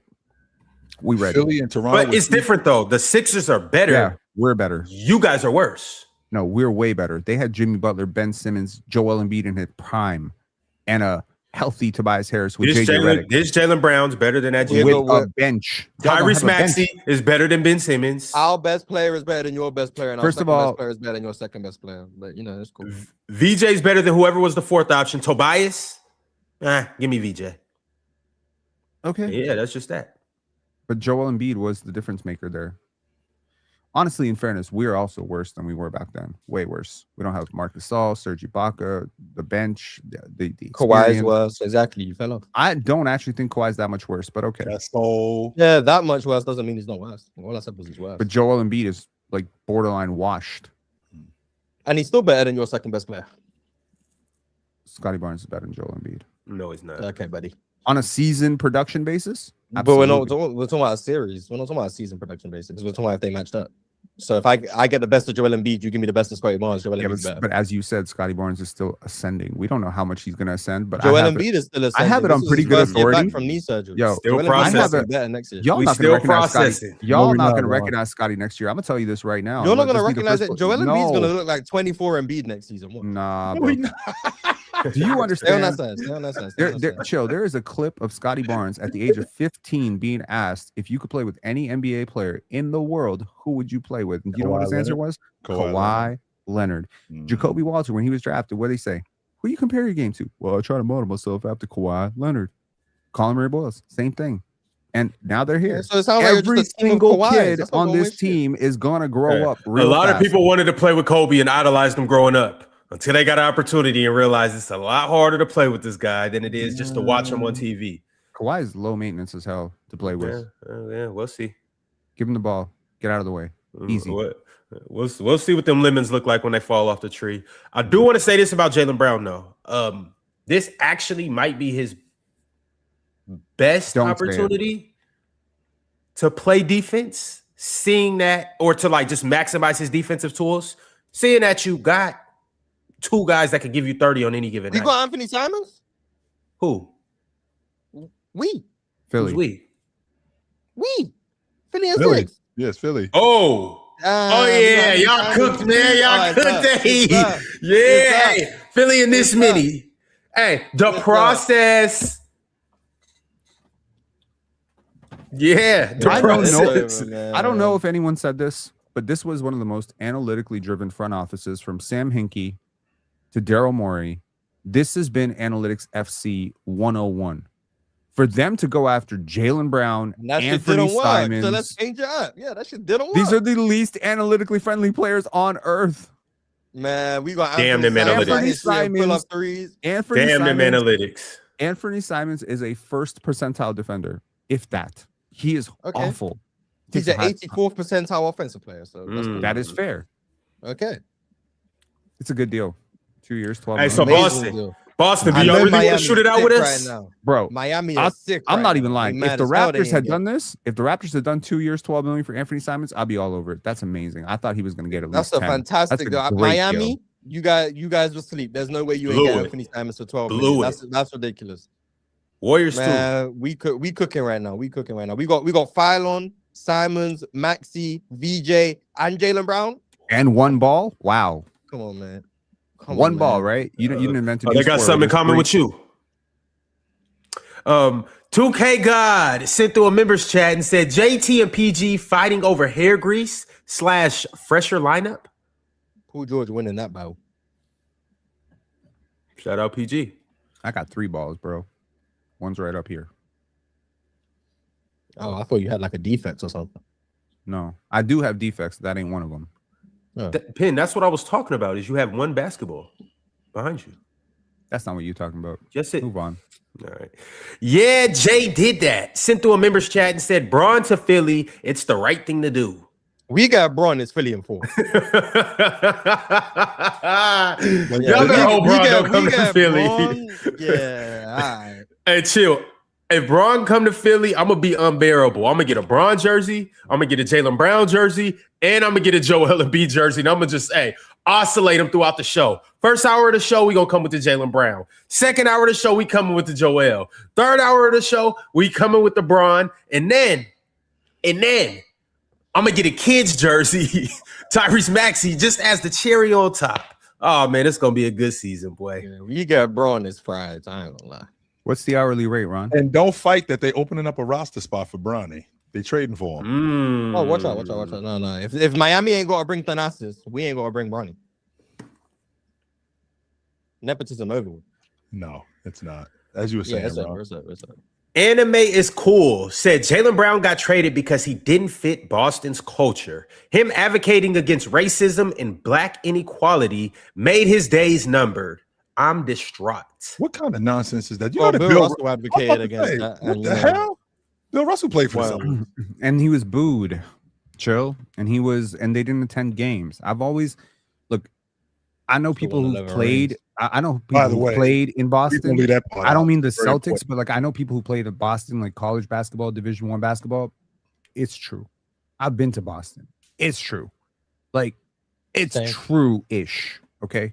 Maybe in certain pockets it's not so true, but the overall overwhelming sentiments in that city are clean cut, and they unfortunately view that as whitewashed opinions. So they'll mess with you if you're black, but don't say something like. That's why they'll tell you Larry Bird is their GOAT and not Bill Russell. It's disgusting. For sure, it's definitely Bill Russell. Bill Russell way better than Larry Bird. By far, Bill Russell. So they're gonna have fun pushing this Peyton Pritchard, Jaylen Brown, Jalen Brunson, propaganda. It's their dream. The Godfather sent through a members chat and said 2 more months. Yeah. I don't know to what, but yeah. What's in September? I don't know, but Summer League is tomorrow. Yep. Looking forward to that. Let's get it going. D Futures said it's time to complete the process. And you know it. Well, it took us 13 years. Come on. Crow Legend said Celtics are Hugo Gonzalez away from getting Giannis. Damn. Yep. Chill. You're all for rivalries, right? Like rivalries. That's why obviously we remember the racial, stuff that was going on between the Celtics and the Lakers, right? In the 80s. And the Celtics and the Sixers too, by the way. I think one of the biggest wars going on in basketball right now is not the racial war, but it's rather the eye test versus the analytics. Oh, absolutely. Sixers versus Celtics. Eye test versus analytics. This is the new rivalry. Let's do it. Spreadsheet versus what Philly just won last series, but it's cool. Eye test always prevails. Because the analytics darling Jason Tatum didn't play. That's why. He played when they were up 3-1 and then lost 2 straight games. Right. And he saved the spreadsheet FC's agenda by dipping out. It's perfect. Exclusive Excellence has not only been a member for 35 months and is not only goated in the chat, but sent through a super chat and said PG is worse defensively, has less availability, is a worse shot creator, is less proven postseason wise, etc. Boston are the real bums here. Paul George is not worse defensively. He's just not. We've never done that before. Okay. Andrew Johnson sent through $10 and said Russell also had people poop in his house chill. So just so we clear, Andrew, can you tell everybody how many NBA championships they won with that culture, with what he was doing? Because Red Auerbach did it too, because he actually made Bill Russell. He pooped in Bill Russell's house? No. He made Bill Russell the head coach. Oh. Yeah, and that was a big FU to them. Yes, he made Bill Russell the head coach. So that was dope. Chill. Bill Russell really has 13 rings because you all get his coach. There was a player, I'm gonna say who in the 2000s, who said that every time we went to Boston, we would never order food. We would never go into the hotel lobby, and if we went outside to a bar or something, ever, it was always in force. Mm-hmm. We ain't going nowhere by ourselves. Not in Boston. Like, yeah, imagine that. Like, I can't order from the Pizza Hut. I can't order from the McDonald's. I can't go to the McDonald's because I'm afraid they might do something to my food. That's messed up. That's messed up. And that was in 2000. I'm not talking 60s and 70s. I'm talking 2006. Someone said this. Wow. I just realized, so Philly now has two players that played for the Celtics last year and played a pretty big role, and they're both like, Brad Stevens, you traded us away. Oh yeah, Simons. I forgot he was in Boston. Yeah, we're getting our vengeance. Yeah, we got a real rivalry brewing. This should be a good one, y'all. This should be a real good one. So if the Sixers thing falls apart, can we rename them the Boston Rejects? As long as we can name them the Toronto Rejects, if that falls apart. Okay, got you. Nice. Edu sent through $5.99 and said, Bill Simmons said the Giannis deal with the Celtics was ready, and the problem wasn't Hugo Gonzalez. Giannis wanted a 3-year max extension, and Brad Stevens only would accept 2 years. Brad Stevens was on his chill town. That's what it was. He was on his chill town. Is Brad watching the panel? One more time, Mars. Turn your mic up. You just stopped Giannis from joining the Turn your mic up, Mars. I don't think they heard you. Yeah, interesting. Brad Stevens and Chilltown Hoops, the same person. That's what I'm hearing. I'm gonna say this. I heard something very different. You got motion. I'm not in Boston, but I don't. I don't think that that's true. Oh, Bill Simmons said it. I don't care. I don't care what Bill Simmons says. Bill Simmons is a Boston. First of all, he's not like. He is a Boston apologist, okay? Anything that happens with Boston against it, he's always going to sit there. It's kind of like me with Toronto a little bit, okay? Except I don't think I'm that biased. So, obviously, it's going to sound like, oh, we rejected Giannis. Oh, Bill Simmons is a homer. The truth definite homer. Is, as I know it, is the Boston Celtics said, we give you Jaylen Brown and 2 first-round picks, and Milwaukee said, that's not even close. That's not even close. We want Hugo Gonzalez. We want Baylor Shireman. We want an additional swap. And they were just like, no, we're holding firm. Go find a better offer. And then the Heat came up. That's what actually happened. This is not about Giannis's extension. All right. Listen to Penn. Don't listen to Bill Simmons. And I'm serious too. No, I'm being serious. Like Penn is more, I can't say credible. Penn is just better than Bill Simmons. Pimp named Slickback sent through $5 and said, I'm getting sick of Nets fans on Twitter. Mars, do you know they had an 11-hour live stream last night arguing we need to fire the GM because we didn't trade for Jaylen Brown? Oh, man. Fans of teams like the Nets or just teams that are like not contending right now. Very funny fan bases. Fellas, I got to bounce. All right, chill. Catch you later, my man. The next members chat we have is from TG2 Anity. Said Celtics won the trade. I don't know about that, but I get it. Shout out to Celtics. Mavs fan 06 said, is the East stronger than the West this year? Right now, I would say the East is stronger. The bottom of the East is stronger than the bottom of the West. The top of the West is still better. San Antonio just got Tobias Harris. The top 2 in the West, yeah, sure. Not by a big enough amount where I can ignore 3 through 15. I like Marvin Bagley for Denver, bro. Me too. I like him a lot. And, if they can get anything out of some of the other young players on their team, like Peyton Watson, like they didn't really see a whole healthy iteration of that team. If Jokic and Murray don't regress, they could be really good. They could be easily better than anything you're thinking in the East. So could Minnesota. Yeah, you're telling me Minnesota can't? Minnesota can be good. Yeah, Minnesota can be good. Yeah, the Lakers are going to be bad though. Clippers are going to be bad. Warriors, if they get LeBron and AD. I think AD is probably over with, but Braun, yeah. I don't know anything about the AD thing though. Gotta figure that out. 2097 sent through a members chat and said, in your heart of hearts, where do each of y'all think Braun goes if you had to pick one team? Philly. In this many. Philly. In this many. I don't think he's going to Philly. It's because you don't know, boo. It's possible. Yeah. Philly or the Warriors. Only two options. Let's go, Braun. You know what to do. I mean, we just throwing out random names. Come to Toronto. I mean, that's valid. Yo, we need a guard. Get on your Magic Johnson game and set everybody up. Last time he was average Magic Johnson in a bubble. That's what he's gonna do for us in Philly. Yeah, that's what he's gonna do for us in Philly. Yeah, but you got better options over here. You got Kawhi. You wanted to play with. Wait a second. In 2019, Jaylen Brown's better. Who was LeBron trying to recruit? Jaylen Brown wasn't Jaylen Brown yet. No, LeBron is analytics FC. You don't understand it. How much LeBron thinks about analytics.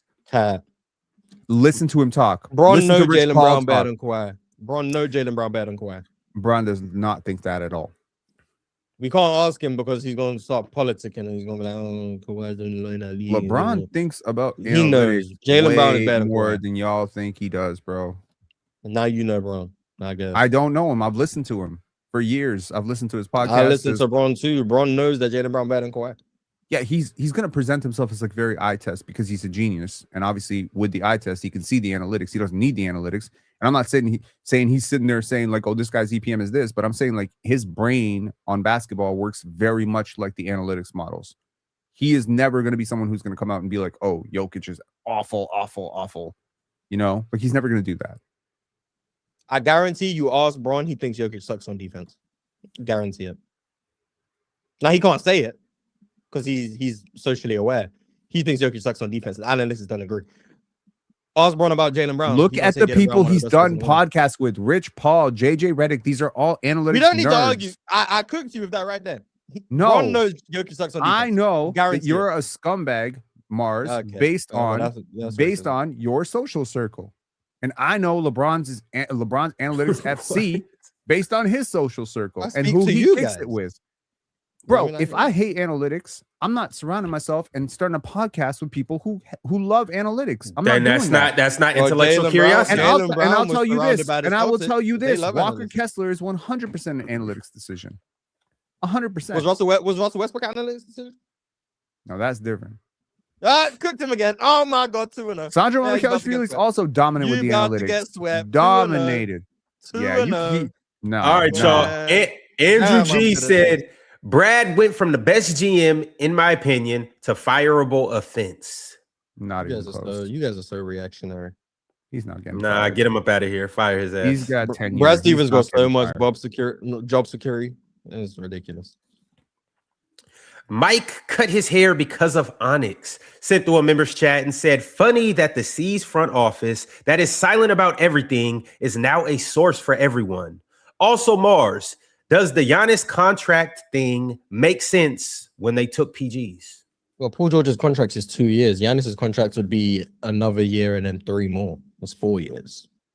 So it's different. Also, the Celtics front office is notoriously quiet, but right now they're doing damage control. So they're being a little bit chatty. That's the point. All right. Young Boy Goated just sent through $5 and said, how concerned should we be about the Knicks centers next year? I think Towns is going to have a heavy load, on him. Also, Mars is friends with Free Wave 3. Is that the guy? That's the Nets fan on Twitter, I'm pretty sure. Let me check. I seen you on Nerd Sesh. I have been on Nerd Sesh. Yep. Yeah, and Freewave 3 is a Nets fan on Twitter, and he's like mad, like analytical. Yeah. I see his tweets. Everyone who does a show with you becomes more analytical after doing the show with you. Everyone. Because I think logically. So people can't think the way I think. So I'm Allen Iverson. You LeBron. They have to find the spreadsheets. What I can see with my eyes, they can only see in spreadsheets. But that's why you tell one side to one side to the other side. You be the master politician up here. You are LeBron. Damn. I wouldn't lose 6 times in the finals. There you go. Another LeBron statement before he actually lost 6 times in the finals. Goon King Forever sent through $5 and said, Ron, respect the jersey. I got a few tortas for you down here in the Bay Area next time you visiting. Hey, man, line them up. Hey, vice versa. Next time you up here in Seattle, Goon King Forever, hey, I got tortas galore. There's nothing worth your while in Seattle. Don't even bother wasting your time. No, man. Hey. Mucho tortas. All right, just know that. Shout out all the tortas. Last but not least, it's Z07 sent through a members chat and said, Dub Show, El Host, El Swaldo, let Dame talk. Philly FC, we up. The process will be completed. Bron, come to Utah, please. Mars, do you think Mbappe is top 10 of all time? I don't know. I barely have a top 10 all time in basketball. I definitely don't have one in football. He might be. He's good. He's better than a lot of people from the past that people say he's not because nostalgia. But I don't know if he's top 10.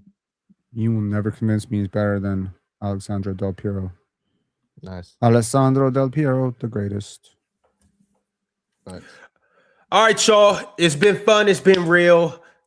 We are still in the midst of free agency. There's still people that have to make decisions. Stay tapped in on Twitter, Instagram, whatever platform you're on, ESPN. We'll be back to talk about everything that happens between now and then. I got to get up out of here because in light of what Goon King Forever said, I'm a little hungry and I need to go get a torta, you know? We'll be out. See you Merry soon. Christmas. Man. Oh, and also, by the way, on the way out, I do just want to play this for you guys one more time, you know? Never outshine the master. Judgment. Always make those above you feel comfortably superior. In your desire to please and impress them, do not go too far in display.